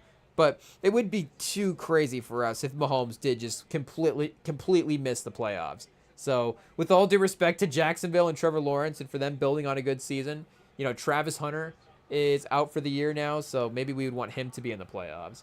But I don't know if Trevor Lawrence and Jacoby Myers is going to be enough for us to root for the division rivals to get in over Kansas City. Pause. So I think at this point we would still, and Jacoby Brissett, former Colt, fond memories, fun year there. So we would still root for his success and the success of that team, I guess. So just in general, hopefully, I guess they get the win against the Jaguars there. But yeah, Reeves, like we've looked at in the past, 28 a game this year. I mean, really ascended up. And I guess kind of skipped that 18-ish a game in terms of a full season. I think it was kind of over the course of some of these seasons, really built on the player that he was becoming. 7, 13, 16, I guess if we round up, then 20, and then 28. So yeah, you do have, like, Knuckle is kind of like end of year 3 Austin Reeves, almost. I don't know if we look at that stat line specifically, because, and I guess, Knuckle, like we're saying now for the season, is 18. So really, he's almost more like last year. Yeah, probably last year's Austin Reeves. I mean, is he just, just straight up like this year's Austin Reeves as well too? So I guess maybe not the end of the year was the best for him last year. Maybe just to check, just to see what it was, honestly. And we may have trouble with some of these stat groupings loading here with the internet being a little buffery. I think it's probably more the computer than it is the internet, honestly, with the computer being a little buffery. Hey, just to call out the appropriate call out, it is what it is, and it's probably us just opening random tabs as well, too, instead of just letting it load. Pause. But yeah, like two single digit games in the last couple there, and then only broke 25 as a high for like the last, week and a half or so of the season. So yeah, Knuppel is really impressing so far, and as he continues to, of course, get more responsibility on this offense, I guess if LaMelo does get a trade, it will be interesting. And again, I think they could play together. It is probably a main reason why LaMelo is, or maybe why Charlotte as well too, is in a direction that they can look to go this way. But we could look up his contract as well too, because that could be just a big factor of it, where you reset the salaries, you have a guy who is on a rookie contract with Brandon Miller, and then also you're just going to get a high pick this year, so we know what the draft looks like, and it could be 6 deep, even if those like other three, maybe it's like A- versus A+. Again, you're still adding in like a real piece potentially to a lineup that, for us at the end of the day, we want LaMelo there, but again, I'm not saying I don't think LaMelo's D'Angelo Russell at this point, or maybe year 20 LaMelo becomes D'Angelo Russell, but I don't think he's on pace to be that anytime soon. So I think that a trade is potentially beneficial for both, and a change of scenery could be good for him, and could speed up his timeline as well too for playing with another competitive star, because even if they do end up with where they at right now, so they are at 6th, maybe the last of the teams to choose from the top players, but either way, who cares? All great. But if they have Amit in there, unless Amit's really good as well too, and all of a sudden you're looking like OKC, it's like, wait, I guess, hey yo, is that the risk? Is that the line that you have to walk right now? So maybe LaMelo personally should wait another year. Again, maybe we go back and watch some of the games and kind of see the dynamics of how they're playing out on the court, and seeing what would happen if Knuppel and him were playing together. But if it was Knuppel and Brandon Miller and LaMelo Ball and Caleb Wilson and Saloon and Miles Bridges, who do we keep naming? Maybe Bridges has to get sacrificed in this scenario. I don't know what happens, but again, OKC was able to turn this around quickly, so I don't know if it's an OKC win the title type team, but we would be definitely comparing LaMelo to Shea in this type of conversation, and that may be a little bit of a rich comparison as well too, but he can get points. Again, is he as consistent, efficient as Shea? Definitely maybe a little bit of a step back there for sure. But you just think his immediate veteran scoring ability with those young wing talents around him could be pretty deadly. And again, Shea's a completely different level. Like, Shea is literally taking his team to the finals on his ability as a best player. Yes, they have defense and other great things as well too, but they have really, really great role players around his elite scoring ability. So LaMelo would need to just get way, way more efficient for them to be winning the title with him as the best scorer. But maybe for them to be a low-key version of it, and just kind of all of a sudden in 2026, so like the 4 seed or the 3 seed or something, I don't know if that is a little ways to project out, but it wouldn't, to me right now, be the most shocking thing in the world. But again, if LaMelo is playing with a player that can take a little bit more responsibility at a higher level more immediately, just a little bit farther up the timeline than Knuppel, and, again, I maybe don't want to sell Knuppel short on what he can be as a player as well too, but I would still think that you would be, as a Hornet, still thinking that you would try to find, again, another type of franchise, quote-unquote, type guy, and maybe you're hoping Knuppel can be kind of a number 2 on the team as well. But, yeah, I don't know if we have to go to figure out what LaMelo's trade machine possibilities are before we throw out any options. And, we've talked about him on San Antonio before as well, too. Again, we do have a lot of really valuable pieces, so not to say that, you have to give up something to get something, but I don't know if we would take a risk. Obviously, the rookies like Castle and Harper would be off the table. So is there any way you can trade for LaMelo without Castle and Harper? We have to see where some of the firsts end up as well too. But that might not be the best ordeal. So, does he just end up on another sort of tanking team as well that just needs a star? Because that would be, I guess, not necessarily worst case scenario, because it's still fun. At the end of the day, we get to watch LaMelo be an entertaining player. It's not a losing situation for us. If he wins basketball games, great.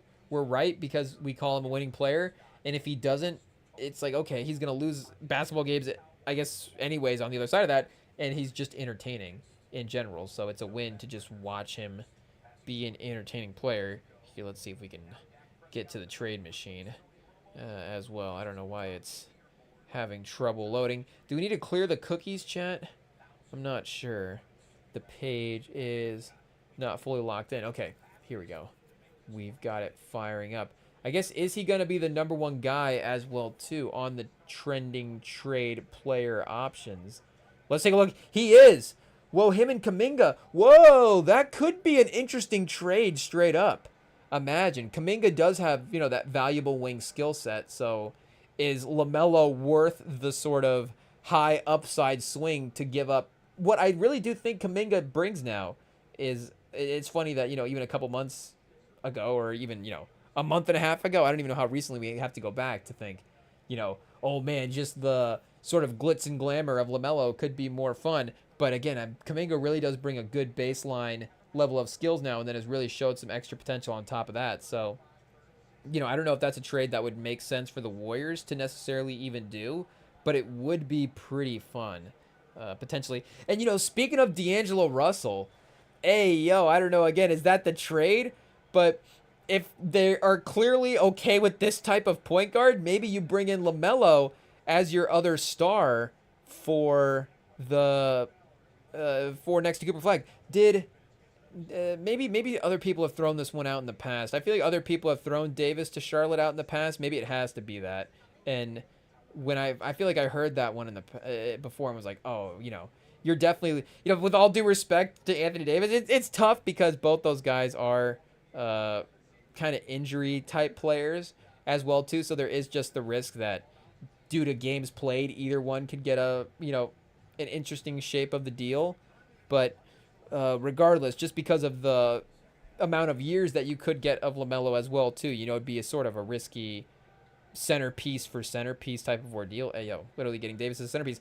And again, just the value that he's going to bring to the team. When he's out there, it's going to be great. But at this point, even as pro Davis as I am, it's just like, the injuries, they are what they are. I love watching him when he's out there, but in terms of team building, it might go into a different category at this point. So I don't know if you'd be able to get Gafford, honestly, as well. And maybe you could kind of fool the Mavs into, honestly, I think would be a better version of the trade.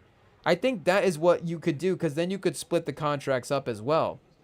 If you could somehow, and I guess Nico Harrison's not there as well too, but if you could talk the Mavs into being like, that is the team is LaMelo with Cooper Flag, with Anthony Davis, with Kyrie. Cooper Flag is now the 3 or the 4 on that team, and then Davis is the center. You're giving up some of your center depth in the trade. And here, let's double check LaMelo's contract as well too. Assuming this is up to date, I know this might be a little bit behind. It might not be like updated as of 5 minutes ago on Sunday the 23rd as of 2025, but in terms of where it would be at currently, this is right. This is right. So 37, 40, 43, and 46. You know what? Honestly, not that bad. Again, you gotta obviously earn your keep. You can't just get paid and sit on the sideline like maybe it seems like he does sometimes. But regardless, I guess the point is he can definitely play at that level. You're telling me LaMelo Ball can't be a $46 million a year player in 2028? He definitely can be.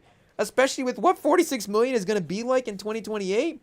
That's definitely a number he can play to that level at. I mean, just right now this year, he can be a $35 million a year player, and next year he can be a $37 million a year player, and the year after that he can be a 40.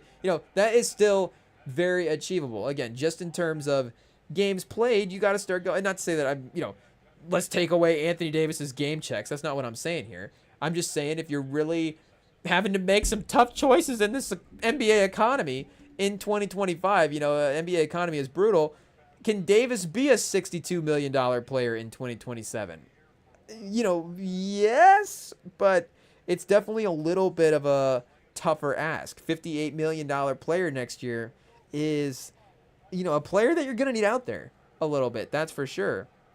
So again, not unreasonable, but maybe the bar is definitely more achievable. I mean, if he's not already basically playing at that level when he's at his best, again, just already, and then he could still even be a better player as well. Yeah, he's still only 24, 25 at this point.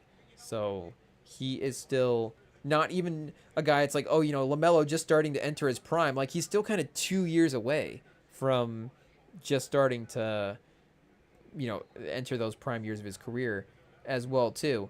But if you could, and I know they got rid of Mark Williams, which was, of course, a tough trade. I mean, Kalkbrenner, has given up some minutes as well, too. Gafford is 27, though. Wait, I guess you're not probably going to get Lively for LaMelo. If you could, though, get Lively for LaMelo, again, you're going to need another contract on there. D'Angelo Russell's got the recently signed, so you can't just get him as, bite the bullet for a couple of games. I don't know. Again, this is only $10 million on here, so you're going to need one more deal, but 37 is not crazy. That is matchable, and the Hornets do have cap space, so again, they could just take a contract. I mean, the Mavs could obviously want them to take Anthony Davis because of the fact that they would want the cap flexibility as well too, but like I'm saying, I think you'd probably want to maybe get somebody a little bit more in line with what you could have as a team going forward. But Clay at $16 million, again, that's a fun contract with contract space. You could bring him in. I mean, that's a coach right there. You could trade for a coach and Lively. I would, again, if you're Charlotte, I'm not saying every team needs Clay on a $16 million a year contract, but if you're Charlotte and you're making a bigger trade and you're resetting contract space for, the future in a better way, and you're bringing in guys that add greater positional value to the team, and a part of that deal means you have to take in a veteran like Klay Thompson, I think you would say that's probably a pretty good deal for Charlotte. So that still, I guess, only puts you at $27 million, unfortunately. So maybe it's not going to happen. But it's a good thought. So maybe you don't have to get D'Angelo Russell as well, too. Caleb Martin, as sneaky as he's been in the past as a role guy, for sure, almost won Eastern Conference Finals MVP one year. Is this a 4-for-1? A LaMelo Ball 4-for-1. Caleb Martin, Klay Thompson, D'Angelo Russell, and Derek Lively for LaMelo? Do you even have to throw in a pick, chat? Hey, yo, because I do think Lively for LaMelo is pretty crazy. I mean, I guess Lively at 5 points, 5 rebounds hasn't been like, a crazy stats guy this year. How many games has he played as well? Oh, DeAndre Liggins, shout out. Some fun Cavs minutes for Liggins in there. But, yeah, not the name that we were trying to look at here. Let's see. Oh, man. We wasted the one time that Basketball Reference was going to load quickly. It is what it is. Okay, Derek Lively, the second shout-out. Yeah, 4 points a game this year is tough. Day-to-day with a knee injury. But, he's not necessarily, again, a stats guy per se. He is an energy guy that's going to impact. But still, you would assume his impact would just kind of get him a double-double just with how active he could be if he's playing. And, again, I guess he's been doing that in, like 20 minutes a game. So, per 36 over the last couple of years. Here, let's take a look and see specifically. Oh, scrolled way past those. And you forget that that's the Case and Wallace trade. I mean, Case and Wallace is good, but again, so is Lively, and Case and Wallace is really good as well too. So you're not regretting ever having him on a team. It's just a fun what if, different type of guy. They do have Hartenstein, so would they get Hartenstein if they had Lively? And then Hartenstein's pretty important for their title run as well too. So it's a fun what if. But he's a 13 and 11 guy last year in 36 minutes. 70% from the field. So that's really really impactful. If he was playing a lot, you would assume he would, especially without Gafford, would get a little bit more look if he was on a team like Charlotte. So, yeah, I think almost Lively would have to be a centerpiece type deal for a trade, honestly, for LaMelo of anybody on this team. I mean, Cooper Flag, of course. Could you get Jaden Hardy Could you get Jaden Hardy? Could we go Jaden Hardy for D'Angelo Russell? Sorry, Dallas. You have to keep D'Angelo Russell. You have to have D'Angelo Russell and LaMelo Ball on the same team. Oh, no. That could be a disaster, but regardless, it could be a fun experiment. Cooper Flag, LaMelo Ball, and D'Angelo Russell. Hey, yo. And Brandon Williams, who has not necessarily been lighting up the field goal percentage numbers as of late, but yeah, a LaMelo Ball 4-for-1. Let's pause. Let's see what we get here.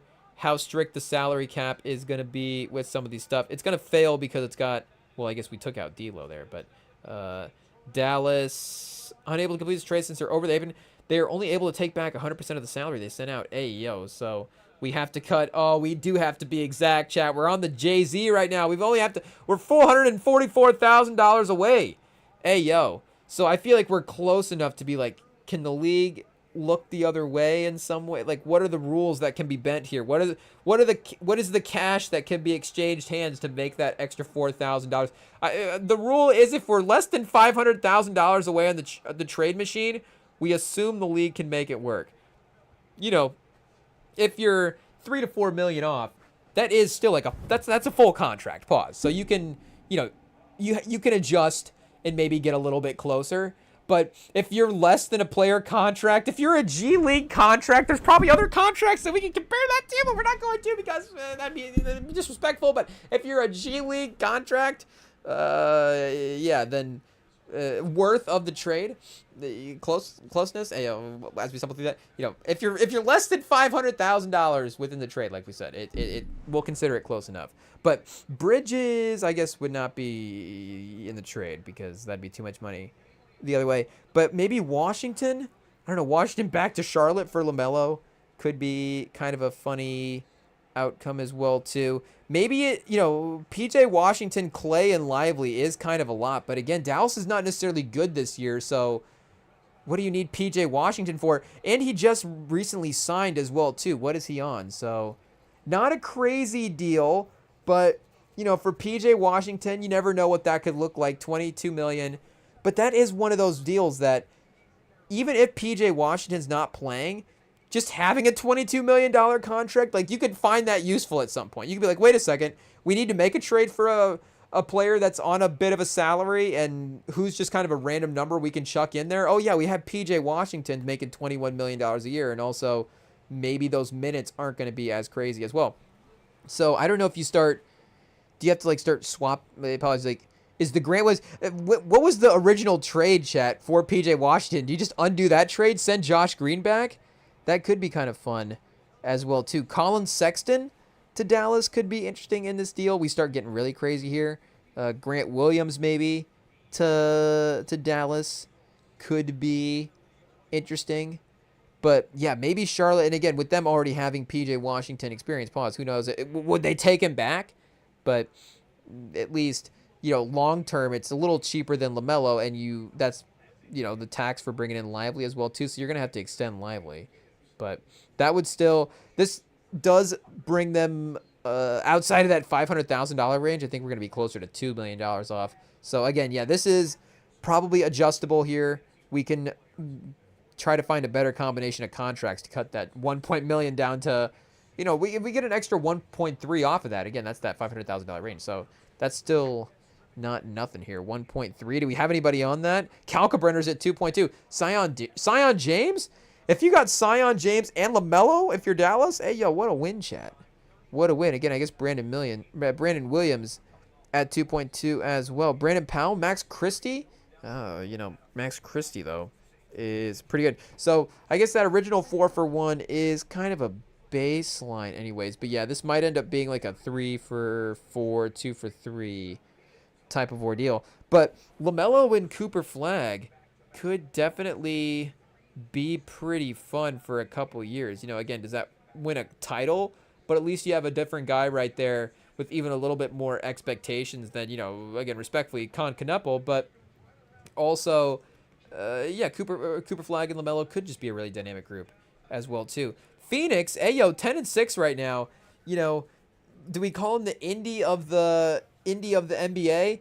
The team that everybody was just like, they're locking in, they're going to be bad. And it's like, well, they actually do have a lot of veterans, and Devin Booker is still pretty good night tonight. He's not even 30 yet. So maybe they're, if they're a 7 seed, is that the shockingest thing in the world? So I don't know. Is Ishbia just like, wait a second, LaMelo's a really good pro basketball player? We'll take him. We'll trade for him. I mean, could you upgrade like this Grayson Allen? I mean, they somehow not randomly, Durant's not there. I guess what are the names that have left over the past couple of years, the bigger contracts, but I guess mainly Durant. But yeah, you do have Grayson Allen at 16 mil, not a bad role player. He's at 19 a game this year. Offensively, they are definitely firing around. But if you were turning the Grayson Allen minutes into LaMelo minutes, again, the sort of distribution becomes a little weird, but just the potential for that is crazy as well. Grayson Allen can be a decent defender if he's competing, but again, I don't know if you're thinking, well, we're bringing in LaMelo for Grayson Allen, now we're a worse defensive team. I think it's fair to just look at that and saying you're supercharging the offense. Again, we're going to need to add in some more contracts. Mark Williams back. Hey, yo. But Royce O'Neal, again, good veteran as well, too. But if you're Phoenix, I'm sure we can get somebody else back in this deal. Ooh, $27 million is going to start cutting it close. Ryan Dunn, Goodwin, Nick Richards might be headed back to Charlotte as well, too. So, honestly, this might be like a Dylan Brooks situation. I don't know. Can we go? But his defense and wing kind of playmaking, you can see kind of valuable for this team. I don't know. Again, it's just the fact that it's like even this is a little bit more successful than we thought. I don't know if you start trading any of the main 3 guys. Like, I don't know if you would do Jalen Green for LaMelo. Maybe you would, but just the 6 seed, it's working, chat. It's working. Keep it going for now. So if you could somehow have one more contract in here, that would be nice. But again, you have to sacrifice something. So Richards or Mark Williams making a call there. You do have Malawach, so the depth is not a bad thing, that's for sure. But you have guys that in theory could step up and take those minutes. But that would just be a fun, they don't really have expectations and they really rely on offense. So he could kind of like, are there really expectations for him on that team if he goes there? New Orleans, are they an expectationless team at this point? Do you just do Zion for LaMelo straight up? I mean, that's a real gamble if you're Charlotte, and you would probably need some picks, honestly. Ayo, back. I mean, I know the stats aren't too far off this year. Zion's PER is better than LaMelo's. I mean, it is kind of a center-based stat here. I'm assuming this works for both teams involved. Yeah, that's lock it in, chat. Easy money. LaMelo versus Zion could be called in any day. Maybe LaMelo for Jordan Poole? I don't know. LaMelo for DeJounte, probably not. I don't know if there's a contract clearing type case for that. But LaMelo for Kevon Looney and Sadiq Bey and Trey Jones. New Orleans would, with all due respect, not necessarily be the most fun team for him to go to as well. But Milwaukee, if they were like, could we add one more piece before a finals push? Is there any way that the Hornets would take back Kuzma's contract? He's got a 2-year extension, though. As well, I guess, wait a second. Are we in the 2025 part of it, though? If it is 2025, I guess if I am reading this right. So, yeah, 2 years remaining, $19 million. So, again, we would be in this $21 million year. So, you'd only have him on an expiring for $19 million next year compared to, ooh, chat. I just hit the camera. Wait a second. Let's check. Are we still good to go? Mini adjustment. Either way. Testing 1, 2. Okay, I think we are good to go. But, yeah, if they were just thinking about cap space manipulation there, and I guess again they do have plenty of first aprons. They've got literally plenty of cap space, so they don't have to worry about that. I don't know why I keep bringing that up as why LaMelo, maybe you'd want to get rid of him, just because again that's just literally because you don't want to pay him as well. But it would be something, even if you do have cap space, I guess you would just have more of it. Hey yo, so you would think LaMelo's offense versus kind of Kuzma's just sidekick abilities, I guess, even if he's not like Lou Dort necessarily. But would Milwaukee take a swing?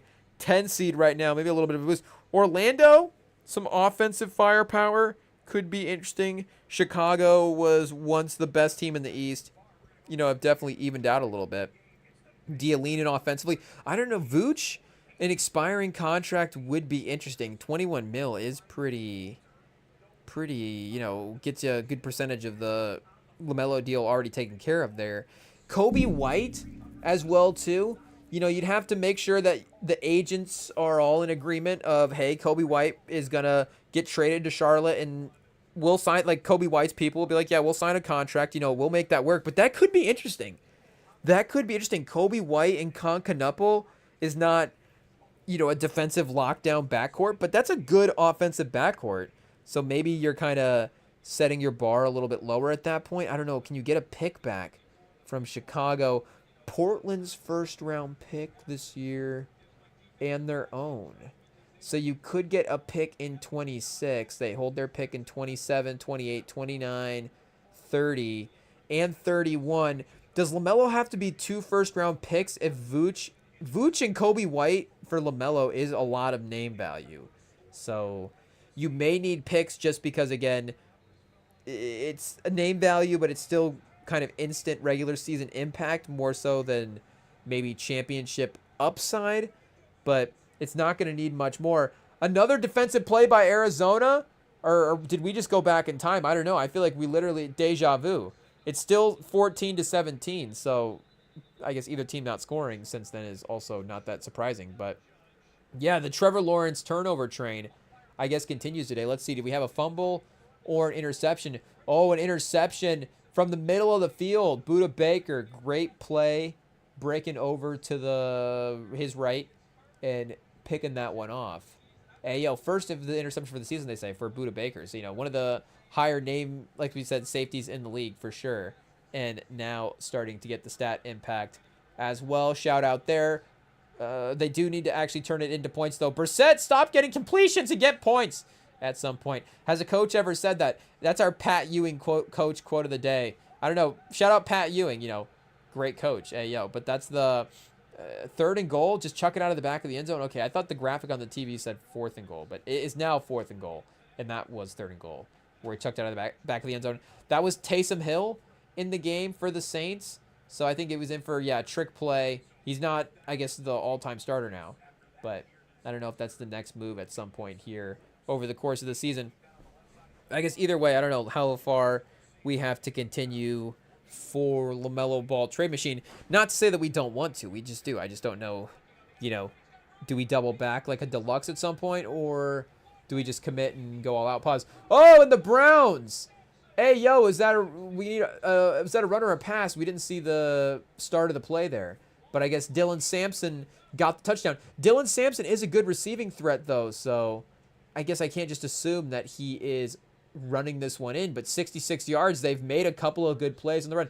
First pass touchdown of his career for Shedeur. Let's go, chat. The legacy of the Sanders family continues. Of course, shout out Dion. It was, beautiful, chat. A little, screen pass, great blocking, great run after the catch by Sampson to get that one into the end zone there. But, good pass by Sanders as well. It's a good play call, good read. Yeah, he's in, chat. Pause. He's an NFL quarterback for sure. You can see all the upside right there. But, again, for Dion, it's been a tough season, but it's been tough really for, some real-life health stuff as well, too. Unfortunately, the reports there have, not always been the most favorable. So just good to see, again, just good moments for this group as well, too. And, again, I know that the reality TV families can be a little, controversial at times. But, hey, we got a great moment for the show at some point. It is what it is. Again, we don't actually know, obviously. You can stay tuned to the REMINGTOM pod. We'll be locked in. We're going to track we'll be here for the course of Shedeur Sanders' career. Make no mistake, every step of the way. Shedeur, I'm sure, is looking forward to that. But, hopefully this is, obviously just the start and not I remember that one Shedeur game. But we got now Arizona finally turning one of those turnovers into points. Greg Dortch into the end zone for the touchdown, 21-17 here with 7 minutes left in the fourth quarter. So, the Jags have had plenty of opportunities as well, but Trevor Lawrence is actually going to have to put a drive together here if they want to move to 7-4. Ooh, and no Porzingis tonight for Atlanta as well, too. Oh, chat, we accidentally kicked the Sixers out of the trade machine, or kicked the Hornets out for the Sixers. And we meant to swap Philly in for Chicago, but here, I guess the Hornets can be the new team number 1. Does Charlotte go for Embiid, chat? Hey, where Paul George Paul George for LaMelo. I mean, what a steal. Imagine, speaking of offense, chat, LaMelo and Maxey together would be crazy. That might actually be... Ooh, what was the one we said earlier? LaMelo and Cooper Flag would be fun.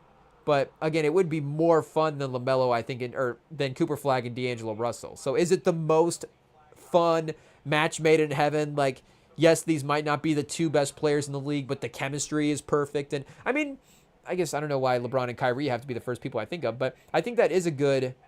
Because I guess, LeBron can obviously just be the best player in any game and make up for the rest of his teammates back then. But the fact that Kyrie wasn't necessarily, like, the seventh best player in the league, though you go back and rank, he might have been, obviously. He's a really high-level player back then as well, too. I mean, still is, obviously, but especially just more consistently, game to game, amount of games played as well.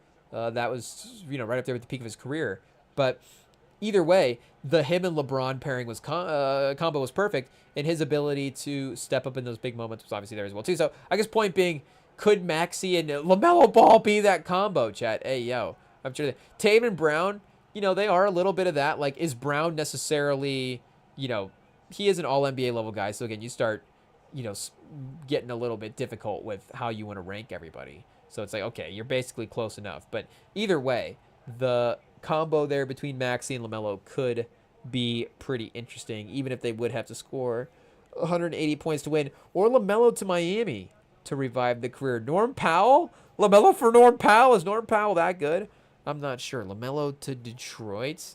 We're not denying that he isn't a presence. I'm not saying that, but yeah, I would still want to take a gamble and see. Maybe Minnesota, chat. Maybe Minnesota. It does feel like they just need to they just need something different, we were saying. I know that Randall's got that recently signed. Can they aggregate? They can aggregate because they're in the second apron. Ooh. Randall at $30 million is close. So can they trade him at all this year? I guess is the question. I mean, even Gobert, if there is a team that's like, who needs a center but maybe doesn't quite need to worry about whether or not that center can be a title-winning center, like, Charlotte might be there, chat, like we were saying. Let's double check. Who do they Kalkbrenner and Gobert? Can they even play together a little bit? I'm not sure. So I feel like that really changes the identity. Of course, in Minnesota, if you're going Gobert for LaMelo is a wild move. But Randall for LaMelo, I'm not sure. Again, the upside of that, maybe LaMelo and Anthony Edwards are just crazy teammate scoring pairs together. Do you get Randall and Dillingham back? I don't know. Joan Buringer as well, or Shannon. We are pro Terrence Shannon, or maybe just the Mike Conley contract as well too. Expiring deal, shout out, but just kind of to make the numbers work. Randall and Conley for LaMelo.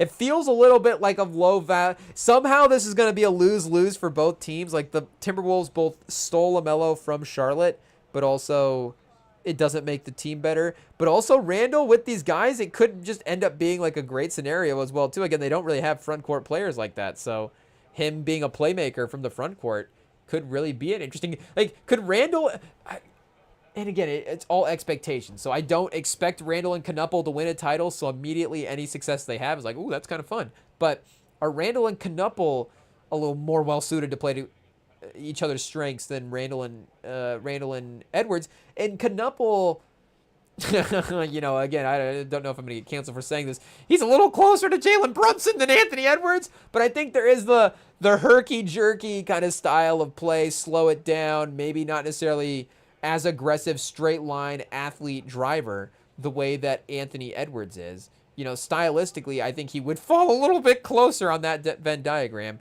to, wait a second, I just saw that the trade failed, so I got distracted real quick. How far are we? Oh, it failed because Randall cannot be traded until December 15th. So I guess this trade couldn't happen right now. If this is a team that they're eyeing and this is a contract that they would need to make that work, then, we're going to have to wait a couple more weeks for, I guess, just in general as well, too. If Minnesota, we're wondering why they would not make a move now. Again, you can't even trade Randall until December 15th, so that is good to know. But, yeah, this trade would work, again, in terms of salary stuff. So the Hornets get way better +5 wins. I don't know if it's really still valuing Conley there as well, too, respectfully. Maybe he helps impact the Hornets more than a playoff team. But still, I don't know if he's necessarily going to bring a ton of wins to the table. But yeah, LaMelo -5 wins if they basically trade out LaMelo for Randall, apparently. So I don't know if that is the move. But the Lakers, you never know. You just go straight for fun. The Thunder, LaMelo to the Thunder, LaMelo to Denver. LaMelo to Denver. LaMelo and Jamal Murray. It wouldn't be Cam Johnson. It wouldn't be Valanciunas just because of how you need those players, their roles in the team. So probably not going to Denver.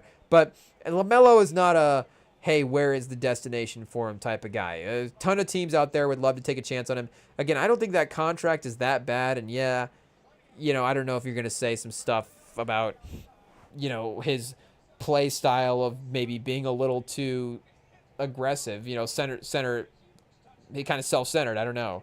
But I don't think that's even necessarily too true as well, too. I mean, is he the most fine-tuned player in the NBA? Definitely not.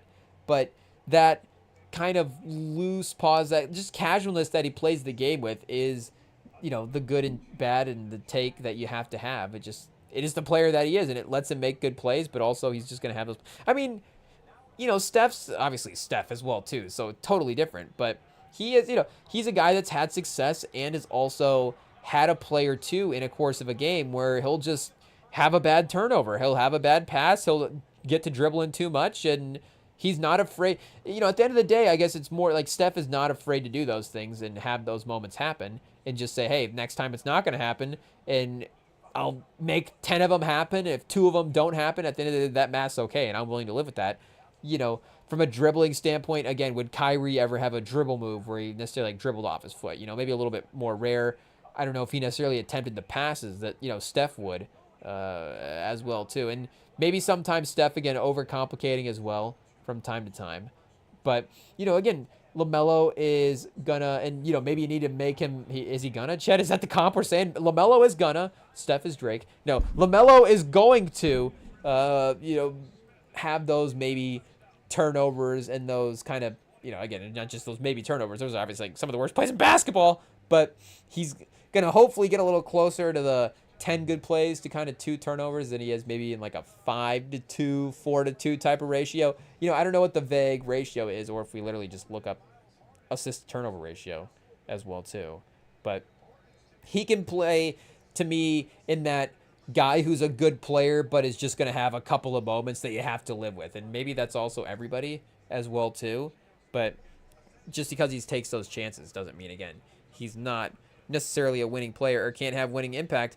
I mean, LaMelo to Boston is interesting. Simons? You got Simons at 27 mil on an expiring. I don't know if you go Derek White there. I know Simmons keeps talking about Derek White to Houston. Team back up with Udoka, which you honestly, and Hauser's been valuable for this team, but you have both of, and Hauser, I guess 4 years. I know that they've talked about moving on from his deal as well too, to reset the salary cap as well. And make no mistake, you don't solve any of your front court issues. So do you just trade Tillman to just say, hey, we need to just go get a different center and just force ourselves to try something new? But either way, this gets you. Hauser and Simons is 37-7. So I don't know if the Hornets should do this trade, but this does get you into the, okay, what do this gives you the extra cap flexibility in the future. Maybe Simons, you do re-sign him to a different type of number, who knows, but gives you some cap flexibility, gives you a scoring guard to bring in right away as well too, and I guess you have to get a pick back. Simons and Hauser is not enough. I can't even make the case for it. It is what it is. I don't even know why I want to. I guess the point I was saying, the reason I would want to would just be to project that Boston could short sell a move like this. I mean, they literally got Simons for a move that felt like, hey, again, we know what the risk of Simons is at this point, but for what the trade value of Drew Holiday was and for what this team needed, it was a good get and a good value opportunity for him to take the Simons contract back in a trade like that. So, again, is LaMelo what they need? Is LaMelo, the questions about titles and all that different stuff, how does LaMelo fit with Jaylen Brown and Jason Tatum when all 3 of those guys be back? And, when Tatum comes back as well, too, and maybe those guys don't even play together. I guess the Warriors, speaking of, they did do this with D'Angelo Russell, where they brought in Russell for the Durant trade. And it was like, yeah, you know what? Russell may be here for a year, and guess what? We're probably not going to win the title the year that D'Angelo Russell is here. But maybe we flip him into something else as well, too. And then that did become the Wiggins trade. Because, yeah, they traded Russell. Russell, what even is the career timeline at this point? But they traded him to Minnesota. And then ultimately, Wiggins helped Steph win a title in 2022. So who knows? Maybe the Celtics could trade away LaMelo Ball and help Tatum win a title. It's a possibility, chat. Like we're saying, LaMelo could still impact the team. But, yeah, that is a possibility if the personalities aren't, or the basketball personalities on the court fit is not 100% as well. But that could make Derek White even more valuable as well, too, in a weird way, where now, maybe your offense is actually generating a little bit more from LaMelo and can take away some playmaking stuff even from Derek White and Peyton Pritchard. He definitely will. Make no mistake. But that is actually kind of a good thing as well, too. So, again, him and Jaylen Brown will definitely have a lot of opportunity without Tatum. But I'm not against... Wait, do we actually put this into the trade machine and see here if the contracts match up? Let's see. Oh, chat! We're close. We're within our range. I mean, if we're within $100,000, then we're definitely close enough to make it work. Oh, 4th and 12. Jacoby Brissett chucks it to the field goal target line, but not able to get it to go. Still a minute 58 left in the game, so I guess they don't have enough timeouts to try to punt and, get this back. But either way, we'll see if they can... If they do hold the Jags to a field goal or something, maybe they have at least 1 or 2 more plays to potentially run. But we're $235,000 off if Boston trades Simons and Hauser. So, again, it's definitely a little... Oh, and this has... Man, this does not like LaMelo, chat. Hey, yo.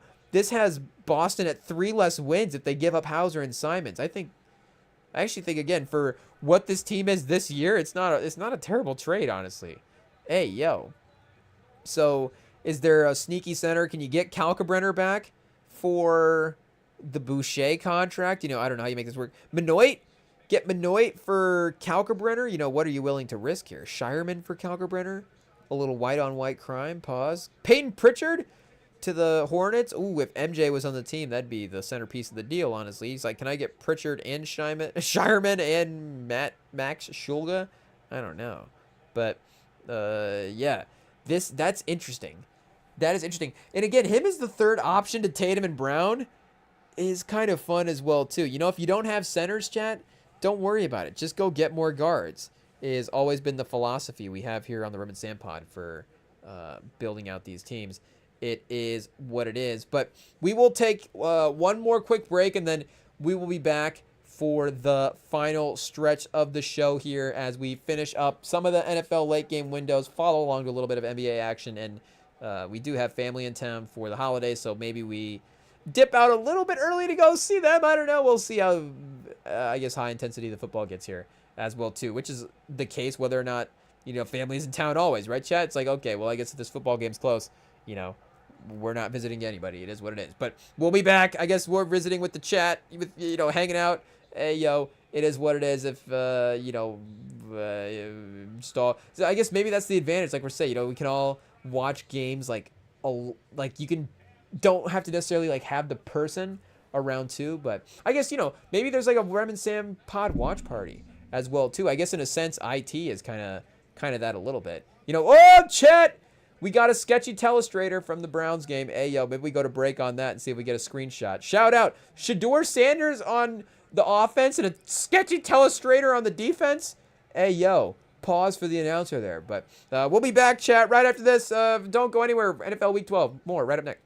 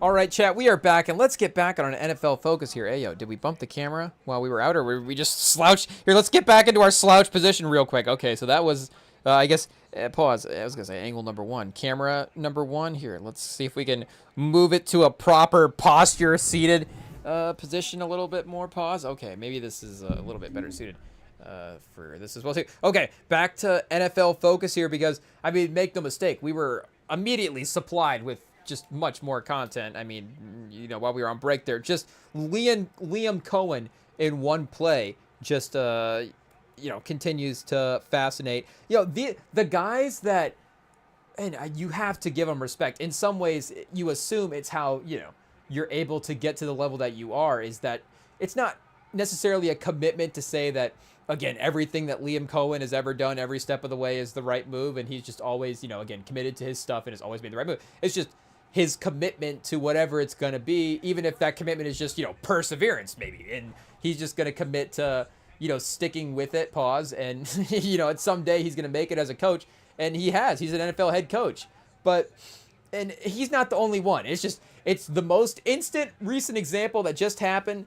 And he is been, I guess the point now, a stereotype of himself in going for these fourth downs. And these guys that do that, it's hilarious because they never ever have a moment in any game where you go, you know what? I get, you know, the Cardinals have been a little feisty. They have, you know, Jacoby Brissett has been okay over the last couple of weeks. But you know what? Let's take the field goal. Let's make it a 6-point game. And let's make the Cardinals go the length of the field and score a touchdown here. And maybe they do. Maybe they just get down the field and score anyways. And a field goal still does only tie it, so you get overtime. The analytics there is not necessarily an instant loss in this quarter.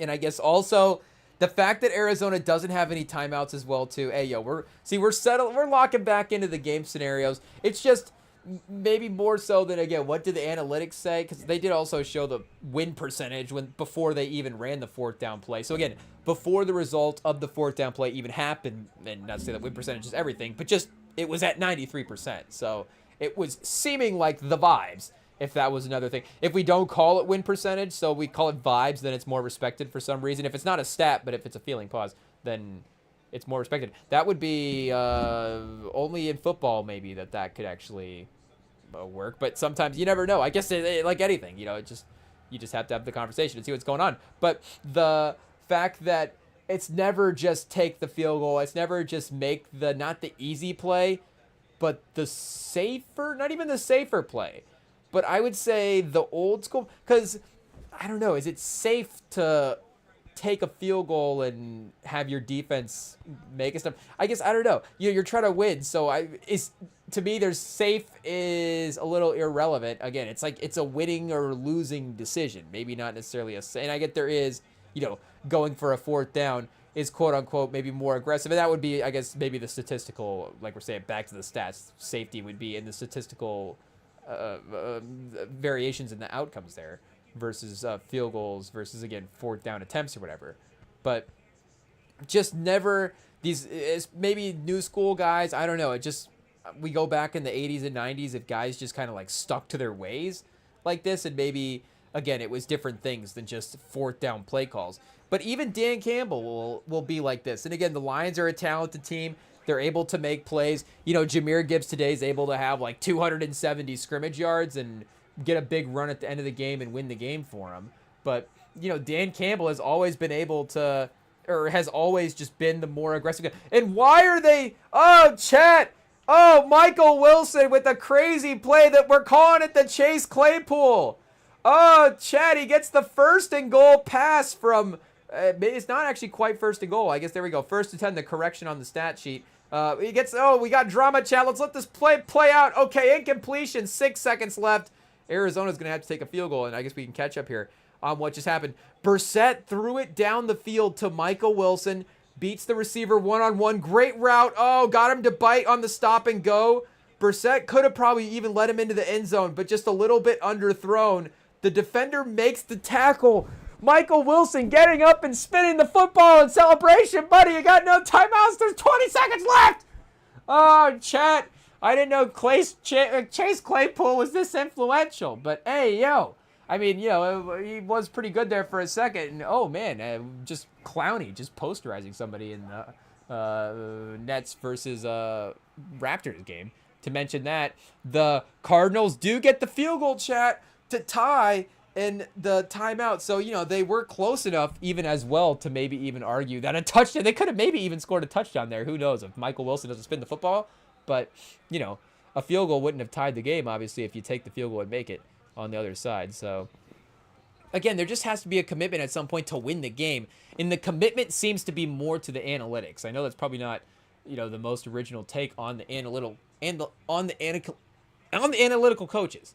But regardless, that is seemingly what they prioritize at the end of the day. The priority is, I'm a guy that makes my calls based on what the analytics say, or based on, I will say analytics is just like a term for, I guess, the newer, analytical driven football. But maybe he's not even looking at the analytics. Maybe it's just, I'm a guy that's going to go for it on fourth down. That's my commitment as a coach. I'm aggressive. I take chances. I want to ice the game. We make, that's what he said. We make winning plays. We're trying to just win the game. Why not even risk them driving to make a touchdown? But, yeah, at the end of the day, maybe you can't just call it the smart play as well, too, because if you miss the field goal, they get the football back and you're still down 3. You're still up 3. So you might as well have just gone for the fourth if you're not going to get a play. Again, I can see how all the different conversations can play out. But what is the commitment to the philosophy, or is the commitment to, hey, maybe this decision is the best decision to actually make in the moment? Maybe we actually do just take the field goal, and you know what? The team driving, I guess you don't drive the length of the field anymore because of the new touchback rules. But, whatever you have to drive now in 2025, driving the field and maybe actually getting into the end zone is a little bit more unlikely than them, again, literally driving any length of the field goal position. So a touchdown, I know, as obvious as it is, they have to cross the goal line versus now they're just in field goal range after that completion. So another overtime game, again, all these teams having to make up for the fact that the Broncos can't provide the fourth quarter drama in the NFL this week. But the Cowboys and the Eagles themselves are tied up as well, too. We kind of muted that game a little bit and got our attention focused on the NBA there a little bit. The LaMelo Ball stuff was in the news as well too this weekend, so it probably was, worth mentioning as well too. Again, if we claim to be champions for LaMelo, we do have to make sure we're keeping up with the news that is going on about his career. But yeah, third overtime game in this slate so far. We'll see if Dallas-Philly heads that direction. If Jalen Hurts can make those winning plays that we're talking about earlier, but this is the perfect example right here. A great opportunity for him to do it. A.J. Brown has had a decent game so far today. It hurts. I guess I don't know if he's the leading rusher. They just showed his rushing stats. But is he a safer quarterback? I get it as well, too. Do his receivers make really good plays down the field? It happens. But I think he is smart in his ability to take those aggressive shots as well, too. Whoa. Pause. Sometimes, chat, I don't know, Jalen Hurts, he likes to start slow, apparently, and then get more aggressive, maybe as the game requires. It's just what it is. Pause. There it is. Okay, we're aware. But, either way, the point is, he is selective and not necessarily just a guy that is always going to be aggressive as a part of the game plan. If, I guess not to necessarily, again, bring it around, are we, it is what it is. But are there other would Brady, if he was taking the check down type stuff, get that type of criticism about it? Because, again, I get there is a different way that you can get there where guys and I'm not, again, maybe we're just getting really basic and sort of football bro-y with the talk here. But a guy like Manning or Brady would have maybe been a little bit more predetermined as to where they were going with the football. And maybe predetermined is not the right word, but, their knowledge of the game, obviously, they were a little bit more, I guess maybe, yeah, they were just more predetermined on where they were going to go because based on, how they were thinking about what the defense looked like. And, it's all necessity as well, too. Again, Manning and Brady had to make their plays before before the play started because they couldn't make plays afterwards. Once the play started, they're not running around and creating space for themselves. So they have to know where the defense is shifting and where the ability for them to make a play quickly is going to be at. But, Brady and Manning maybe would be a little bit quick passer. But I do think Brady more so than Manning. Oh, and Barkley with the fumble! Barkley with the fumble! The Cowboys have the football! 7.5 to go in the fourth. Oh, Chad, it's been a struggle season, but there's been maybe some offensive line stuff that could be pointed to. I don't think you would look at it and say, hey, what's going on with Barkley? But, uh-oh. This is first take material. Wait, what's he at right now for the game? Oh, Chad! 10 for 22. So make no mistake, Jerry Jones has, made every move defensively this year to stop the run, bringing in Kenny Clark and Quinnen Williams. So I guess in some ways it pays off there. Neither of them forcing the fumble. But either way, the run defense has been decent today. Outside of Jalen Hurts, a couple of short touchdown runs. But the running back defense has been good. I mean, their running back, the Cowboys running back being the best in the game. I guess them having the two best running backs in the game is a little bit surprising when they're playing Philly. But this, I guess, is the type of play, unfortunately for Saquon, that will get the shows being like, what is going on with Saquon this year? What is happening? Did he have the elite? What is the running back timeline like in the NFL? It is difficult because you got a guy like Derrick Henry as well too, and I mean, of course, the NBA is the obvious comparison for this, and maybe that has where, in some ways Brady has warped everybody's minds in sort of sports timelines. But, for the NBA as well, too, the fact that Durant and Steph and LeBron have all been around for this amount of time at this high of a level, not every core, maybe even the big three in rap as well, too, Cole and Kendrick and Drake. But because, and I know that Henry maybe had Henry, some of those early seasons as well, too. Again, just his production on some of those teams, it's more so that than the production going forward as well. You might actually think Barkley would have a couple more years because of the amount of carries and stuff. Who knows? But either way, you never, is Barkley going to be 1,000-yard rusher for 12 to 14 years of his career? You just never know. So I'm not, again, one play, one sort of season where the stats are a little bit down, and all of a sudden, we question everything. But I'm just saying from a content standpoint, this stat line, that type of moment, again, early enough in the fourth quarter, but depending on what the Cowboys end up doing with it, what the results of the game is, of course, definitely going to be one that could be pointed to as a major shifter. And, chat, the TVs are buffering. We're watching the modem again. We may end up with more Wi-Fi troubles. Okay, we power through. We're doing okay tonight. We are just puttering right along. It is what it is. Shout out IT. Maybe they're getting better. But A.J. Brown, like we were saying, and the other receivers are, of course, along with Hurts, stepping up as well, too. And the Eagles' defense, did they just get a turnover?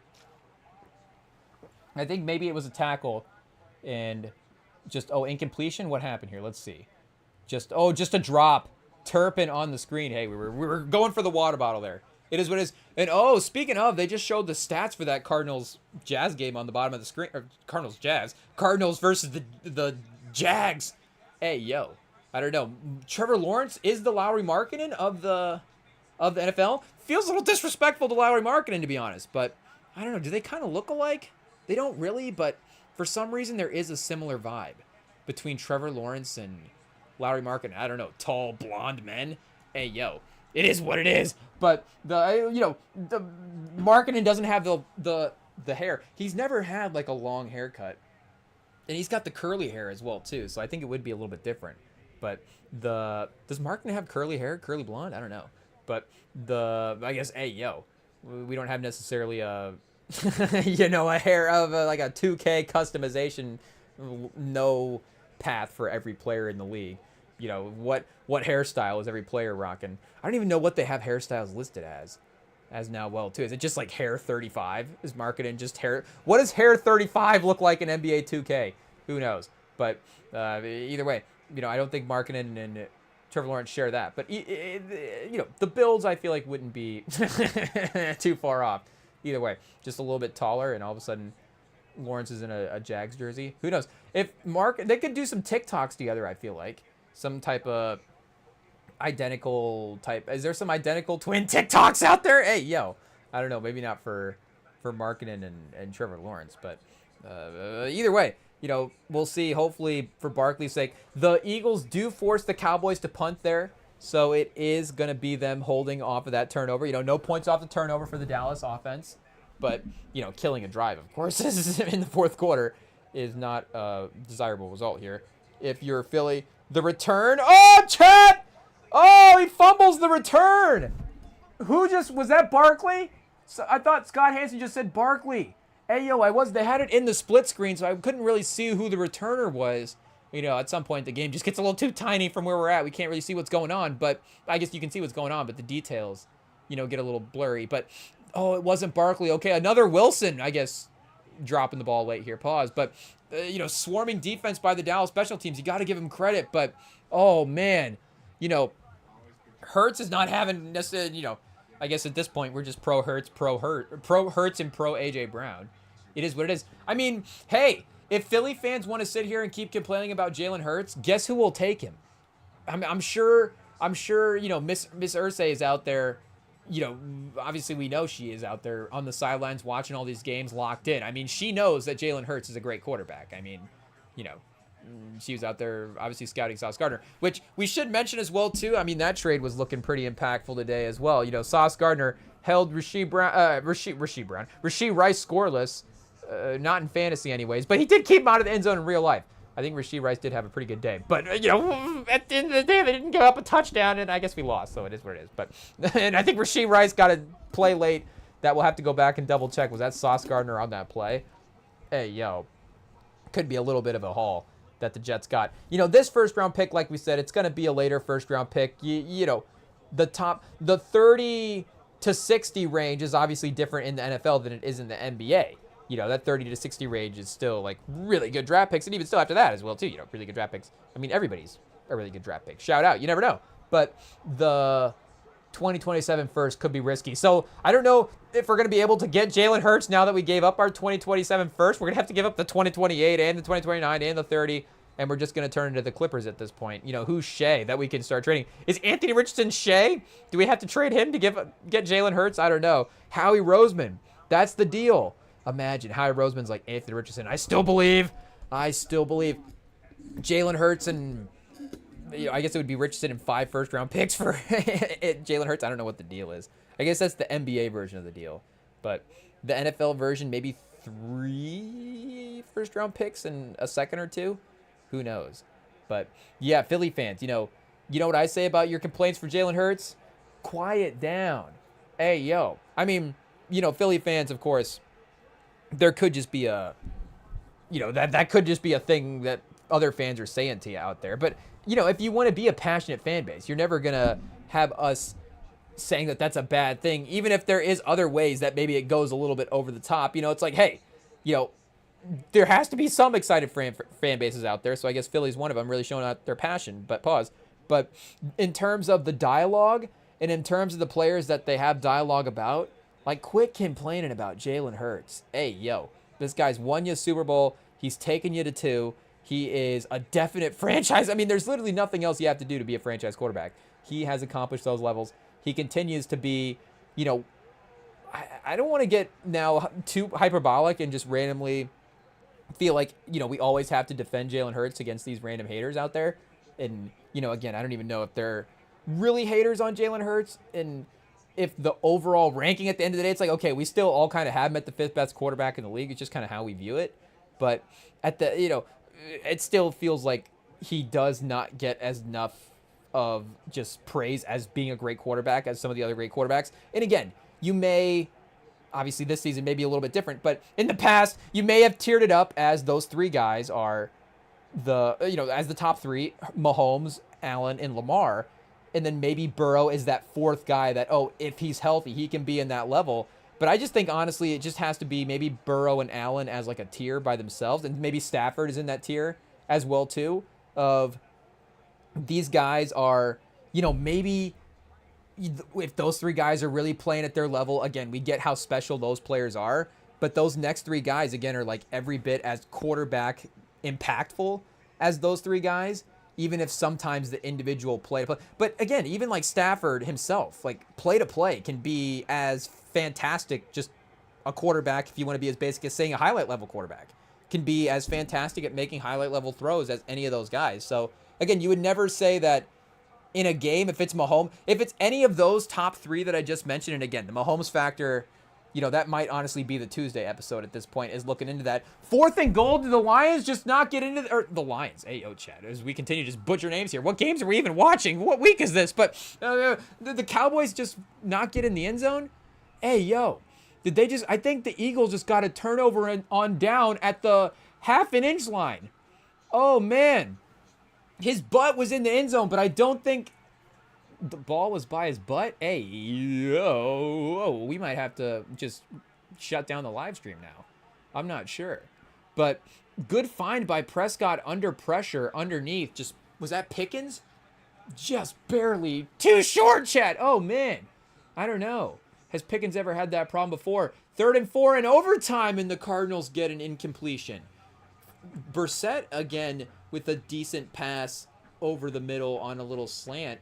Is that for Dortch and just not able to get it to go? So 4th and 4, they're just a couple of yards outside the field goal target, literally 2 yards away from the field goal target line. So instead of a career long, and they're at home, so they're in a dome, you know, I know the grass turf and stuff, I don't know how much that makes a difference, but indoors, at home, you know, 2 yards, would you give Prater the opportunity in overtime? And the game is tied as well, too, so they could have a short field for the win, but also you're 3 and 7, so maybe just send Prater out there? I don't know. So either way, again, 3 and 7, you know, what the calls you make are less important at this point in the season, but Brissett just throws it down the field on a Hail Mary-esque play to the goal line.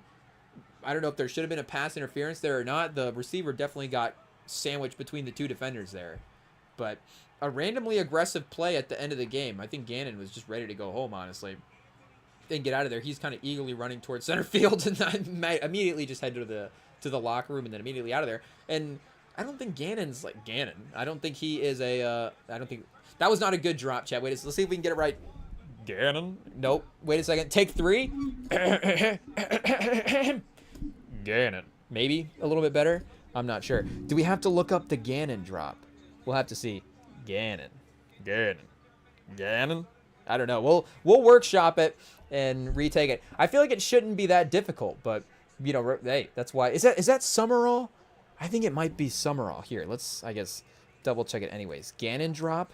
Is it going to be Rich Gannon dropping a pass? I'm not sure. Oh, pressure mounts as Gannon drops another game. Oh, okay.